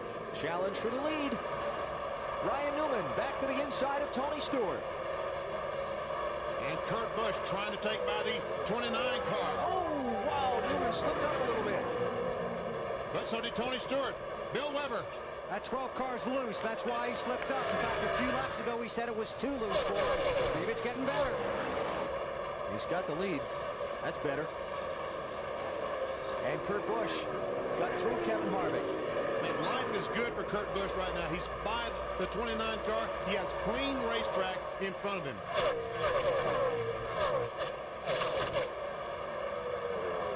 And about 8 points to play with between himself and Jeff Gordon. Oh, gee, that's a comfort margin. What a day for Kurt Busch. And he's got a clean racetrack in front of him, too. For a little while, anyway. Way back at lap 91, he was running second. The right front wheel broke on his car. Literally came off as he was trying to get to pit road. He barely missed hitting the butt end of pit wall, but when that tire came off, it brought the caution flag out. He was able to get a new tire put on without losing the lead lap. That was big that the tire came off, went on the racetrack, and caused the caution flag to come out. Might be what won him a championship. Certainly helped. Now, you know he's doing everything he can, but I still think you'd want to know, or at least get some encouragement for the pits on, okay, am I good? How much more do I have to do? Do I have to push it harder? Am I riding in a good spot? Because I'm running a comfortable pace right now. This is one of those lot of anxiety for a race car driver in this situation right now for Kurt Busch. So there's the leader, Newman. Second place, Stewart. Third place, Jarrett. Here comes Gordon. He's running fourth. There's Johnson, who just passed Rudd for fifth. We saw Kurt Busch come through in seventh. There's Mark, 6 car. Mark Martin is currently back in the 18th position. And A-Car Jr. is back in 21st. So the 2-tire call on that last caution hadn't worked out for them. And right now, the NASCAR folks have to be happy because the Dodge is leading, the Chevrolet is in second, the Ford is in third. Jeff Gordon, we heard the report from his pit a minute ago, said that's all he's got. So unless Kurt Busch starts to slip back, Jeff Gordon needs to find a way to get a little more. Dave, is somebody going to run out of gas? BP, it's a possibility with the 88. Now, they think they can go all the way, but they pit last on lap 192. We've had a lot of caution, but 75 laps is still a lot to ask here. Dale Jarrett running strong in third, but I would say close on fuel. If he drops back, that could be another position for Gordon. You know who else last pitted on lap 192? Guy leading the race. Yeah, I just don't think the fuel situation is completely gone. I think some of these guys may run out of fuel. Ryan Newman at 192. Tony Stewart pitted at 200. Bill, about the 12s, can he make it? Yeah, they said, especially with the caution laps, Benny, that they would be all right. But if there's one team you got to take with a grain of salt, it's Borland in that 12 bunch, don't you? Yeah, but then again, if there's one team that's proven they can get the fuel to the finish a lot of times, that was a story at the end of last season, wasn't it? They won all those races at the end of last year by finding a way to stay on the track and get their track position when everybody else had to come in. All right, now Kurt Busch is taking a look at Ricky Rudd in the 21 car. There's Biffle right behind Kurt Busch. All right, that's 4 points for Kurt to the good. Now, you know Biffle wants to win the race for his team and his sponsors, but does he pass? He's going to pass Kurt Busch simply because that Busch. See, there you go. Jimmy Phoenix said, let the 16 go. They realize that's not the championship move. If something were to happen later on, Biffle may have to back up. But right now, let him go. Bill? Benny, before they went back to this green flag session, Kurt Busch said, I want to know where we're at, how many to go, what our positions are. So when Jimmy Bennick told him to let the 16 go, he knows that's okay to do. Although, I'm not sure he's going to follow instructions. I think he will right here, because if you know what, if you want some, that's his ace in the hole right there, is having somebody in front of him. So he knows at least he's got one guy that he's going to gain the position if he needs it, if it comes right down to it, before the end of the race. Plus, trouble, Martin Truex Jr. Right rear tire is disintegrating on that one car and blowing the quarter-pound off, and caution flag is out. This might be the break that Greg Biffle needs to win the race. 15 laps to go. They're going to have to hurry if he's got a chance to win the race. This is also going to close up Jeff Gordon, Jimmie Johnson, and Kurt Busch together on the restart. And it's going to make things frantic. Just frantic in the final laps. I think Jimmy Fennings, he's had it. He wants it to be over. He's aged. Staying out. We only got 15 laps to go right there. Staying out. He's aged a dozen years in a day. Yeah. The other thing I was thinking about when they let the 16 go, when Kurt Busch let Greg Biffle go, I think they maybe also felt like that Biffle had enough speed to go up and catch Jimmie Johnson and Jeff Gordon, and if he could put them another spot farther back, well, that's... You know what? Biffle's going to be... He's going to be roughing it up right now with Jimmie Johnson and Jeff Gordon, because those two cars are directly ahead of him, and you know Biffle's going to race them hard. And he should have better tires on his 16 car than those cars have. 12th caution flag. Check that, 13th caution flag of this race. Looks like Truex is already slowing down. He feels like he's got the flat going to turn 3, and there's where the tire completely comes apart. Look how much damage a tire coming apart. Is that unbelievable? He's running in 18th place at the time. Mark Martin on pit road. Marty? The theory, Alan, they really didn't have much to lose. 4 tires and fuel for Mark. He's pretty happy with the chassis, but obviously very upset with where they are on the racetrack and in the championship standings. Car's been pretty good, but they will not win the championship today. Dave? Junior's car is chattering the left front in the corners. They're going to make a track bar adjustment. Also put a spring rubber in the right rear and try to correct it. Junior thinks there's something wrong with the car. His crew thinks they can fix it and make it pick up a few positions before this race is over. Left side tires going on, and Dale Earnhardt Jr. leaves pit road. 22 laps of racing on that last run. So we'll see if the fresher tires are worth a lot to Martin and Jr. Oh, I think they will be, but you still have all this traffic, and we've seen all year long track position is so important. Clean air is important. He'll get a bunch of cars, but I think he'll be able to drive it to the front. And we saw the one car, the tire disintegrate below the quarter-pound law. Did any metal debris get on the racetrack that some of these cars might have run over and punctured the tire? We talked about bad luck at the very top of the show. A flat tire now would be disastrous. Yeah, Jeff Gordon had that. Remember, he had the left rear tire get cut down riding around under the caution flag earlier. So they'll be anxious about that. They'll be anxious about everything for about the next 25 minutes. Yes. But these caution flags should take the fuel question out of the mix. There's all the debris. So we're going to have less than 10 laps to go when this race restarts, which means it's going to be a single file restart with just the lead lap cars up front. So there'll be no lap traffic in between any of these championship guys. I'll tell you, it is going to be the trophy dash of all trophy dashes. Little $5 million pot there. Yeah. Jeff Gordon running 4th, Jimmie Johnson 5th. It's not enough. Kurt Busch is 7th. To overcome 12 points, Jeff Gordon needs to pick up 3 spots. He basically needs to win the race. Can he do it, Matt?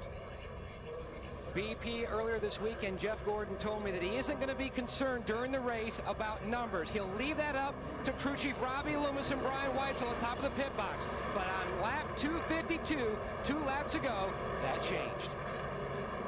What we got, I know I got Jimmy behind me. Where's Kurt? Jimmy, Biffle, then Kurt. Got to finish like 6 or 7 positions ahead of the 97, right? You got to win. A win will do it for you. Just get everything when you do. The question that Jeff Gordon is asked most often, will you reach 7 championships, tying the King, Richard Petty, and the late Dale Earnhardt? His answer always, I have to get to 5 first. That looks like it's going to be a difficult task here today.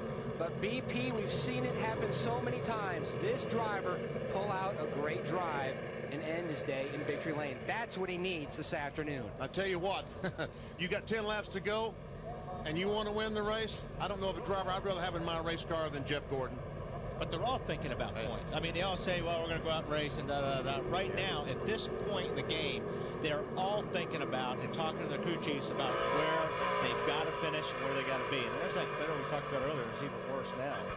Boy, how do you fix that? You don't. Got to rehang the sun, and I don't think we can do that. Yeah. Let me just, they got the cleanup done a lot faster than I was expecting, so this is going to be a double file restart with 11 to go. But, you know, last time there's only 2 guys pulled up on the inside, so hopefully, you know, we won't get any more cars because we got guys 2 laps down, 8 laps down, all kinds of stuff. They don't need to be up there, I don't think, if they're more than 2 laps down. Yeah, there's nobody 1 lap down. Here comes Nemechek. He's going to drive up there. See, he's 4 laps down. I don't see the reasoning for this other than he's racing one other guy, which is Martin Truex, who's out. So I don't see what the point is. And that's good. Yeah, they just waved it off. Yeah, wave the restart off. Why not just wave it off until there's 10 to go? We don't need a car on the bottom making up. Yeah, but they've already given the double up signal, so it's going to be a double file restart. I wish they would do that. I agree with you, though, Wally, what you're saying. There's no need for any of the lap cars to pull up to the inside. Let these guys race for the championship. Guys, sanity ought to prevail. Somebody go tell Joe Nemechek's crew, get behind these cars. You have nothing to gain by being up there, and we have a lot to lose by you being up there. Don't be a reason for the, you know, outcome of this championship because of a wreck or something like that. Well, Bill, Jeff Gordon, if Kurt Busch runs where he is now in 7th, Jeff Gordon has to win to take the championship from him. You're right, and if Mark Martin was the sentimental favorite among the drivers, certainly Kurt Busch, as crew chief Jimmy Fennick, the sentimental choice among crew chiefs in this chase. He's a racer through and through, started out as a driver, that didn't work out, so he made the switch to working on short track cars in the Midwest. In the early 80s, he set up a short track car for the great Bobby Adelson, a future Nextel Cup Series champ. Bobby liked the setup so much, he asked Jimmy to come south with him. So Jimmy and his wife Connie packed up everything and moved from Milwaukee to Charlotte, North Carolina. It lasted about 3 months before Jimmy said, "This isn't for me." He and Connie went back to Wisconsin. He continued working on the short tracks. In '85, he hit the ASA circuit with a driver named Mark Martin. In '86, they won the championship. In '87, Mark went to driving Busch cars. Jimmy came back to Bobby Adelson. And in '88, Adelson and Fennick won the Daytona 500. When Adelson got hurt in '88, Fennick said he would stay with the organization until they closed the doors, which they did in the late '90s, and Jimmy reunited with Mark. This is his 3rd season with Kurt Busch. Jimmy's fan club is watching today at BB Rubbles on the south side of Milwaukee. And Freddie, if you're listening, Jimmy said, put a cold one on the bar for him. He might be drinking it after the race. And you see the animation that Jimmy Fennick had? I'm almost guarantee he was saying, get that 01 car out of the way. Oh, absolutely. I don't understand that. Not like Joe. NASCAR just issued over its race control radio a warning to the 01 team to be respectful of those racing for the championship in the winter round. 10 laps to go.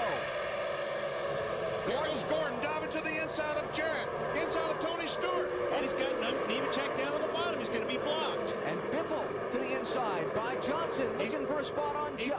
He curves Joe. Gets Joe sideways. And here comes Kurt Busch diving for the bottom. Great move. Great move by the 24. Biffle can't make it happen that time.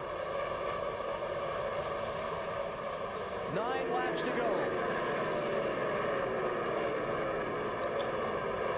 Jeff Gordon is 4th. Jimmy Johnson is 5th. Biffle tries to look on the outside. He's there. Outside of Jimmy Johnson. Takes the spot. Big help for Kurt Busch. Yep. Now Kurt running just a couple of spots behind Johnson. If Kurt Busch, the 97 car, if he can stay there, the championship is his. Kurt lost a spot on that restart. Brendan Gaughan got by him. The 77 car, the yellow machine there. And there goes Biffle on the outside of Jeff Gordon. Takes that spot.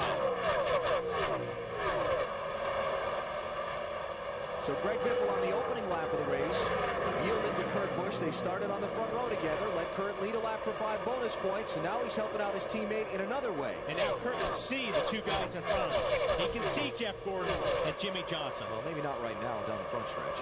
Nobody can see anything down the front stretch. But now he can see him. Yeah.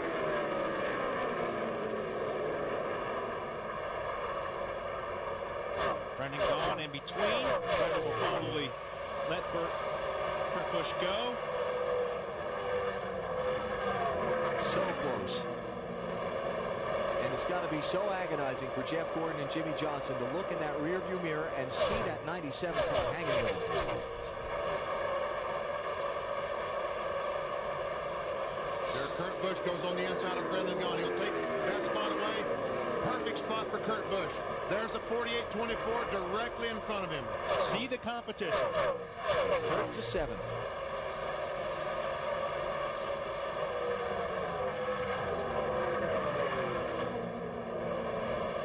What a rally for this 97 team in this race from the big problems they had earlier back at lap 91. Fell all the way to 28th at the time.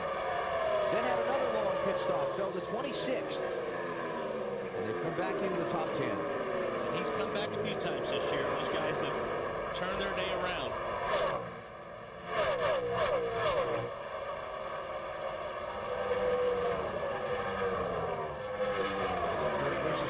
Please let this be over. Biffle taking a look underneath Jarrett for the 3rd spot. Biffle might end up winning this race. Yeah, I was going to say, he is flying right now. 4 laps to go. He's got a spot. A lot of ground to make up to catch Newman and Stewart, but boy, he is hauling. Greg Biffle's led the most laps today. Right now, all eyes on the championship. And Kurt Busch in position. But remember, this race last year, Bill Elliott had the race won on the final lap. Blew a tire. By the time he came across the finish line, he'd lost 33 points. And it's not like we haven't seen some flat tires today. There's only 19 points between the top 10. Ryan Newman, the leader. Caution flag is out. We're going to have a green light checker. Sure looks that way. The race leader, Ryan Newman, right front. Yep. Another right front tire. Just talking about it. Not over till it's over. He wishes it was over. Jimmy said, please let this be over. No kidding. And he's only 20 years old. He'll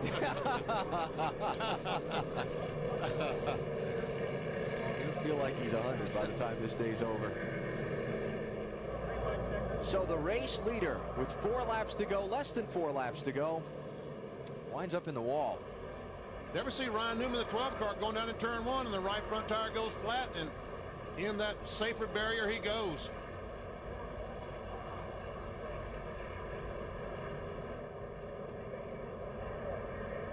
Oh, man. Not another restart. Okay, calm down. It'll be okay. But now the green-white checker, does the fuel situation come into play now? If we run extra overtime, more laps. He won't run many more laps than normal. All right, now, Stewart, get your weaving out of the way here. If you're new to NASCAR, what we're talking about with this green-white checker thing, if the race comes to its scheduled distance, which in this case would be 267 laps, and it's under caution, then they'll run extra laps, overtime, we're calling it. They'll throw when the track is clean and race ready, they'll throw the green flag, they'll race a lap, throw the white flag, which is the signal for 1 lap remaining in the race, and then come around to the checkered flag. If the cleanup takes 5 laps, so be it, because now, as you see them on the racetrack, they're not in a big hurry to clean this up because they know they're going to green-white checker. Who is in the Tony Stewart, Dale Jarrett, are they the ones that may be iffy on fuel? Stewart pitted at lap 200. Dave? They just asked Dale Jarrett on the radio, fuel pressure still good, buddy? And Jarrett said it just started to drop a little bit. Yeah. He came back from a lap down. Not where you want to be and run out of gas on the restart. No. Sitting in 3rd spot. Well, not where you want to be is Jeff Gordon. And Jimmy Johnson and Kurt Busch behind the guy on the restart that might be running out of fuel. Yeah. That might stumble. That's right. Now Jeff Gordon knows that right now. Or they'll tell Jeff and Jimmy, hey, 88 is low on fuel. Be careful on the restart. Keep your eye on him. Bull riding coming up on NBC Sports after NASCAR. But it's going to be a bit, because we've got plenty of action still to come from here in South Florida. When did Tony Stewart stop the last time? 200. Lap 200, huh? Yeah, he should be able to make it okay, I think. Weber, they're nervous time down there, isn't it? Yeah, what do you think Jack Roush is thinking right about now, BP? Oh, man. You know, he tried so hard to win the championship in this series. He thought he was going to win it in 1990 when Mark finished 26 points behind Earnhardt, had that 46-point penalty earlier in the season. Then last year battling, or 2 years ago battling with Mark and Tony Stewart, then finally winning it last year, Matt Kenseth, in runaway fashion. And Robbie Reiser, Matt Kenseth's crew chief, told me Jack really didn't appreciate winning the championship until they were having dinner Wednesday night of championship week in New York, when he looked up from the meal and told everybody, this is pretty neat. Now Jack Roush, who took forever to get his first championship, is looking at the possibility of back-to-back championships. The cat in the hat could be a very happy man tonight. I talked with Jack earlier this weekend and said, you know, you've got a 2 out of 5 shot. You've got 2 cars out of the 5 that have a chance for this championship. He turned his back and said, I don't even want to think about it. Walk the other way. You know, Jack knows how to win championships. Yeah. Won a lot of championships, a lot of other racing divisions, and he's a very hands-on car owner. Mark Martin back in 14th place, going to come up short unless something really strange happens in his championship bid this year. It's going to be really weird. And 2005, Martin's last full season of competition on the Nextel Cup circuit. He'll have to try again. But he did pick up 1 spot. He is 4th spot in the points, one on Dale Earnhardt Jr. I'm not ruling out the really weird here. Yeah. Well, me either. And for Dale Earnhardt Jr., the 2nd generation racer, whose father is a 7-time champion, Jr. able to share a couple of NASCAR Busch Series titles with his dad. And it looks like his bid for his first Nextel Cup title is going to come up shy this year. 6-win season, not bad. Yeah, they just haven't had the consistency. When they were on, they were on. I mean, they smoked everybody. But when they're off, they seem to be really off. Like today, they've struggled today trying to find the handle on this car, currently in 22nd position. Junior talked about coming into this weekend, taking a lesson from the Boston Red Sox, saying we should know from watching them anything's possible, any kind of comeback. He's going to need a real big one here. He's in 22nd place with just a few laps to go. All right, the signal's been given. 1 lap to go. That's going to be a green flag on 269. Matt. BP, Jeff Gordon, 4-time series champion, starts in the 4th position. Robbie Loomis just told him, a win can still do it for you, meaning the championship. Go after it. He says 10-4, we'll do it. Dale Jarrett is down low on the banking. 88 says he's tied on fuel. And maybe... Just barely, but fuel pressure's down to 3 right now. Fuel pressure down to 3 pounds. Maybe going to be a problem here on this restart. I'm running at $140 now. Okay, well, that's really the best thing that can happen right now for Jeff Gordon and Jimmy Johnson, not Dale Jarrett, of course, but... He's out of gasoline. Yeah. We didn't come to points race. That's Mike Ford, the crew chief. So, they got to get Dale Jarrett's car off the track before they can restart the race. I don't think so. I don't think he's going to coast to pit road. That's what I mean. So they're going to have to... They should be extending this caution, because there's no way he's getting back. I don't think there's any access roads either back there. You can... 31's going to come up and push you there. There you go. 41's going to push you here. 88 slow. That'll help. So we are coming to the green. A 2-lap race for the win and for the championship. A little overtime. Jeff Gordon, Jimmy Johnson, Kurt Busch behind Tony Stewart and Greg Biffle. Who wins and who wins the title? Tony brought it down. Pretty nice. Here they go. Gordon looking for second on Biffle. With Biffle. And Biffle looking for the lead on Tony Stewart. Johnson 3 wide to the outside. How about that move for Biffle? Hung on to it and took the lead at the same time. And Kurt Busch making sure they all don't end up in a smoking pile. Jimmy Johnson second. Jeff Gordon trying outside Tony Stewart. Will he get it? I think he will when he gets down on the straightaway. Got the momentum. White flag, 1 lap to go. Look at this. Kurt might get challenged by some of these guys coming up behind him. He certainly doesn't need to lose those positions. Jimmy Johnson to second. Jeff Gordon third. Kurt Busch in fifth and trying to hang on to that spot. If he stays there, he wins the title. You may see a Hail Mary here by the 20 car, right on the back bumper of Jeff Gordon. Don't think he can do it.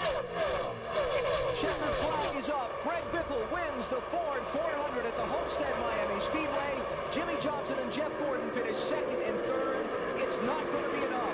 Kurt Busch is the 2004 NASCAR Nextel Cup Series champion. We did it. I'm going to come and give you by the end of pit road. Everybody come with me on the track and push me. What a relief. Wow. That's all I can say. That's good stuff. Wow. Doesn't get any better than that. 8 points. He had. Oh, man, that's hard racing. I think Mr. Weber's wandered in the middle of the celebration there. With the championship crew chief, Jimmy Fennig just got a handshake from Chad Knaus and Kyle Busch.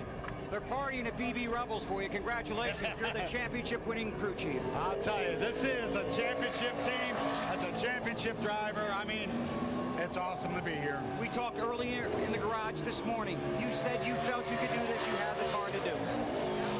A handshake from Robbie Loomis.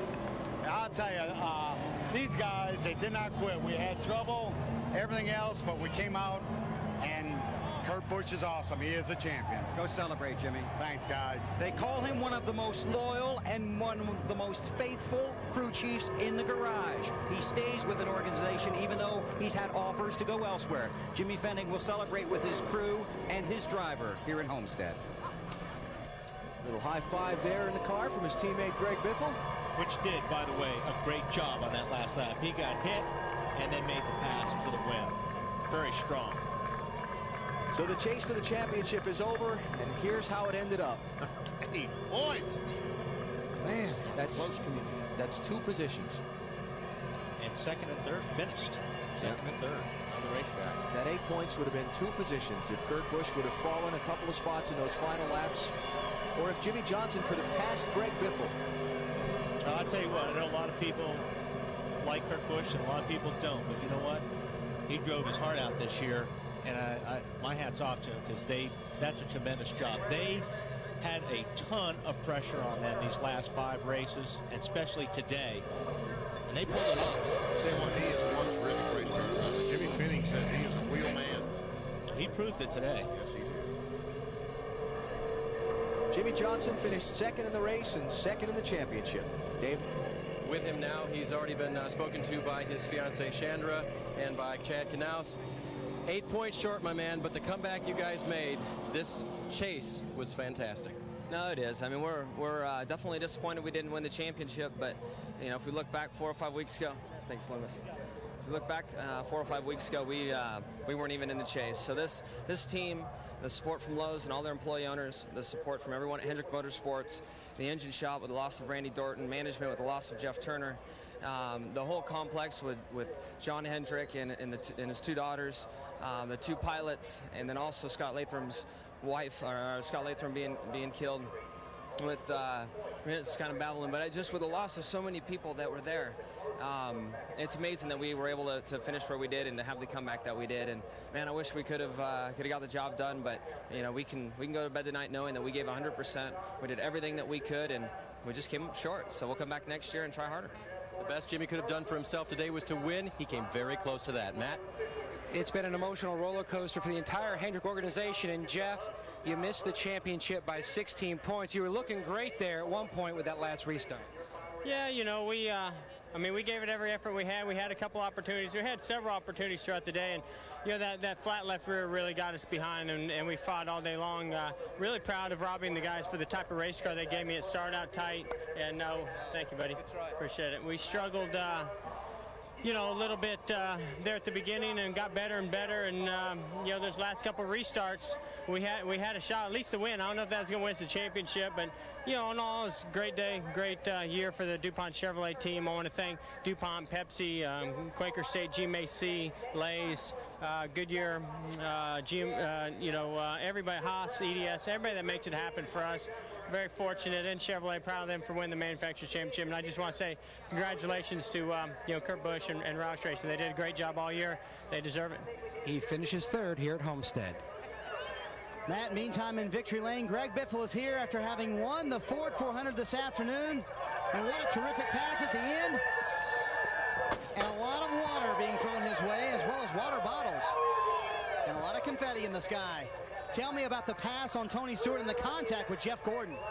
Well, I just, man, I almost hit Tony there. He must have ran out of gas on the restart. And, you know, it's been a long year, and I'm going to miss a good friend of mine, Randy Dorton. And I want to dedicate this win to him and all those guys. Congratulations to Kurt. And these 16 team and me as a driver, we got something to prove next year. And, man, it's just really good. And the soldiers, man, they've just done so much for our country. And we think about them all the time. And General Schultz here this weekend and everybody. Thanks, Matt. Appreciate it. And just exciting. Good day for Roush Racing. And, man, I wish my family and everybody could be here with me. A high five from Matt Kenseth, and to present the Ford 400 trophy, Edsel Ford. Congratulations. What a race.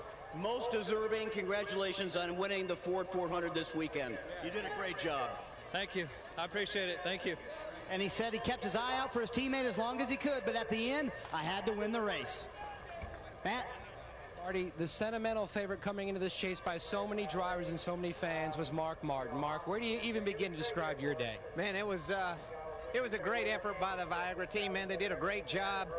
We had a pretty good car. We put ourselves in a position to be a contender there, and then we had a flat tire under the caution, so I'm not going to say it was bad luck. If it was bad luck, we'd have had that under the green. But, you know, with the way things turned out, the best we could have done was fourth, and we did that. I'm real proud and honored to work with these guys, and I'm also honored to just be racing with these great young drivers out here. I'm going to be watching them for a long time to come. And your friend Jimmy Finnick finally gets the championship trophy as a crew chief. Oh, man, it's the greatest. So Jimmy and I, most people don't know it, but we won an ASA championship in 1986, and we worked together in 85, 86, that long ago. Both of us were racing in the short tracks in the Midwest, dreaming of coming back NASCAR racing, and I'm really, really happy. Jimmy deserves it. And this guy deserves it too. He has one more shot, Dave. He retires at the end of 05. With Dale Earnhardt Jr. now. Junior, wasn't your day. A lot had to happen behind you, and it just didn't. Yeah, well, and the car was really good at one point, and from there on out, it's the worst car I ever drove. Something in the brakes was, every time I actually brake pedal, was shaking the car was spinning out, getting in the corner. Just real frustrating. I mean, the year was great, and I you know, we were a long shot coming in today, so my expectations were just to have a good time, have a good day, had a decent car in practice, so I was expecting to run to kind of decent. And really, really frustrating how the car ran. Real frustrating how it gets that way, and we can't seem to fix it. We got to figure that out. I don't know what to do, but we just got to get better, you know. But congratulations to Kurt. I'm real proud of them guys. I mean, you know, he's a fun guy to race with. It was an honor all year long to race with all them guys in the series. Thank you. Like Junior said, a great year. Alan? And welcome to the Nextel post-race show. Our coverage now of the championship presentation of the inaugural Nextel Cup Series trophy. Bill Weber. Well, Alan, this race was 400 miles and the season 36 races long. But it's been a much longer road to the championship for 26-year-old Kurt Busch. Started driving in the Southwest Tour Series for Star Nursery after promising driver Chris Trickle was killed in a drive-by shooting. Took that team to the top. Was discovered by Jack Roush, moved to the Truck Series, then got his opportunity in the Cup Series. It's his brother Kyle Busch, who had a shot at the Busch Series championship this year.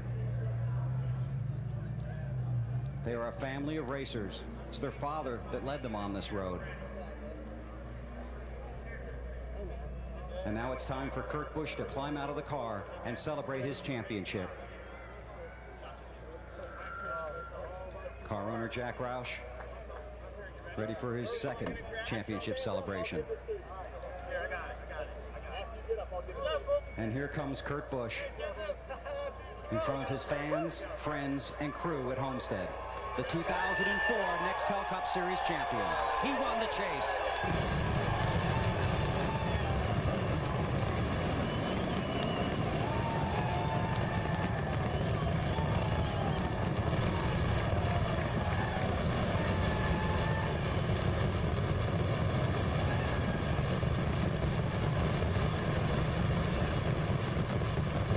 He doesn't care how heavy it is. He could hold it forever.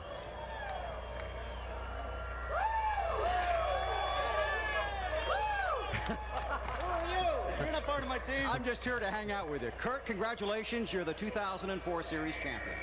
Unbelievable deal. This is what a team does to win a championship. They persevere on a day such as this. All year long, we've done things like this. Whether we put ourselves in a hole or whether we had a small problem, I just can't believe we were able to overcome all of that turmoil today. Tell me about, first of all, the right front wheel. Again, it had a big vibration those last 50 laps, and it held on. But I'd like to put a cap on today and move on to what we did this year as a team, which was unbelievable. And this championship is for Jimmy Fenning. I can't believe it. For our team, for everybody that's put work into this car, Jimmy's done the deal. And that's why I'm choked up, is because there's heavy hearts in the NASCAR community with what we had to go through a few weeks ago. And with Hendrick and the problem they had. I love them truly, and I want to donate anything that I can from this championship to them.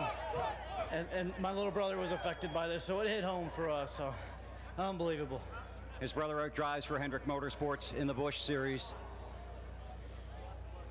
A refreshing drink and a deep breath. It'll take a while to set in, but you'll have a big celebration in New York with these hard-working guys up here on stage, won't you? It's unbelievable for our sponsors and everybody that gets a chance to come to New York. And that Jack Roush guy? Unbelievable. Jack is just a true competitor. He is a racer from the word go, and that's what I modeled myself after when I got to this point. And he's helped me get to this point. I was so far behind in 2001, made so many mistakes. My sponsor stuck with me. We got some great associate sponsors, and we pulled through. Congratulations. Thank you, Bill. Kurt Busch, at 26 years old, the 2004 Nextel Cup Series champion. The trophy presentation when we come back to Homestead. You're watching the NASCAR Championship on NBC.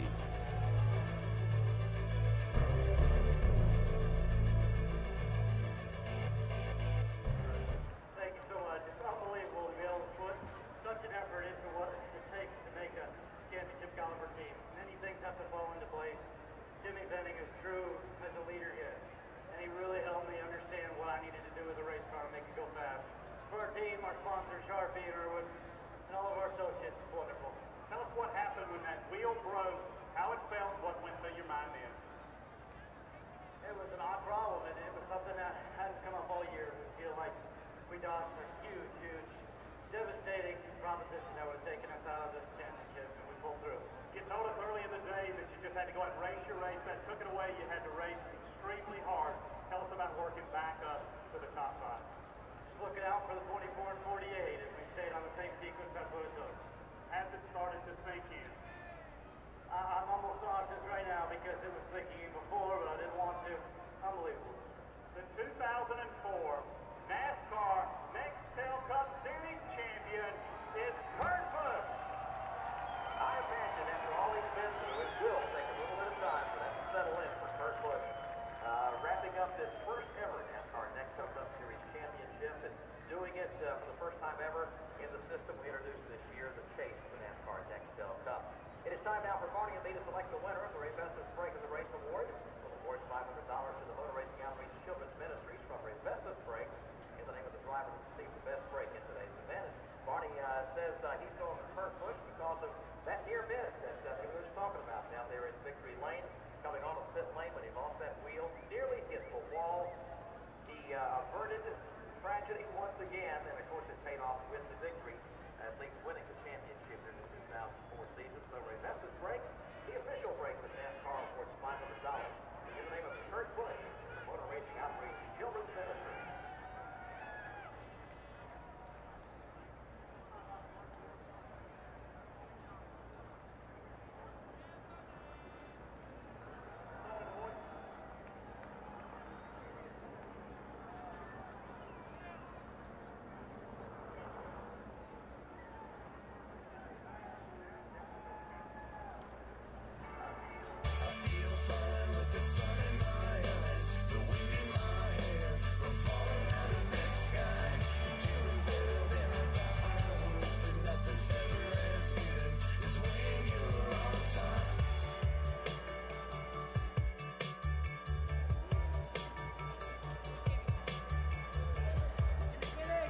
And on stage here, Mark Martin and Jimmy Fennig shaking hands. He just shook hands with Kurt Busch. We're on stage here in Homestead with NASCAR President Mike Helton and championship winning driver Kurt Busch. Mike?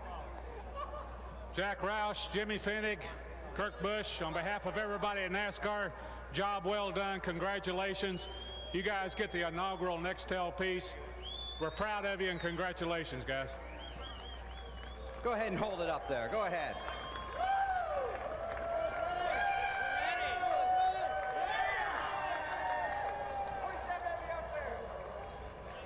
There's the trophy.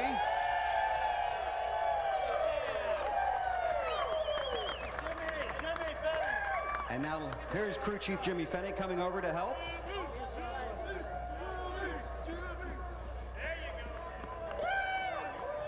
And now Kurt and Jack and Jimmy, we're with Tim Donahue from Nextel, and he has something else I think you're going to want to hold. Tim? Kurt, congratulations. Getting a handshake from Jeff Gordon. Congratulations, Kurt. One heck of a year. You just drove your heart out. You were competitive all year. I'm delighted on behalf of the 18,000 Nextel employees across this country to present you with your check for $5,200,000.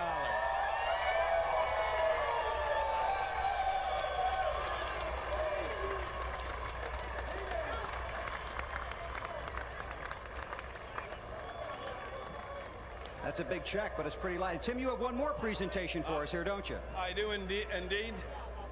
We have a winner here who chose Kurt as the winner for the chase for the Nextel Cup. Patrick Beal from Sweetwater, Texas. You have won yourself $250,000. Congratulations. Congratulations, Patrick. So a wild season, a new point system, and a championship race that came down to the final lap. And Kurt Busch, Jimmy Fennig, and Jack Roush and company celebrate in Homestead. And the final margin after 14,456 miles of racing that started February 15th at Daytona. Yeah, there are people that were against this thing, the point system, when it came out, but they've got to be crazy after watching it this year and watching this race today. This season was fantastic, and today's race, unbelievable.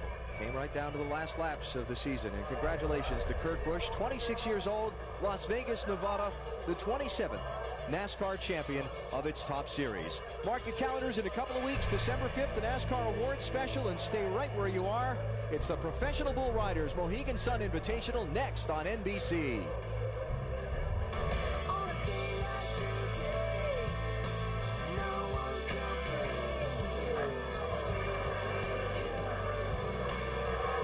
Biffle wins at the Homestead-Miami Speedway. Jimmy Johnson and Jeff Gordon finish second and third. It's not going to be enough. Kurt Busch is the 2004 NASCAR Nextel Cup Series champion.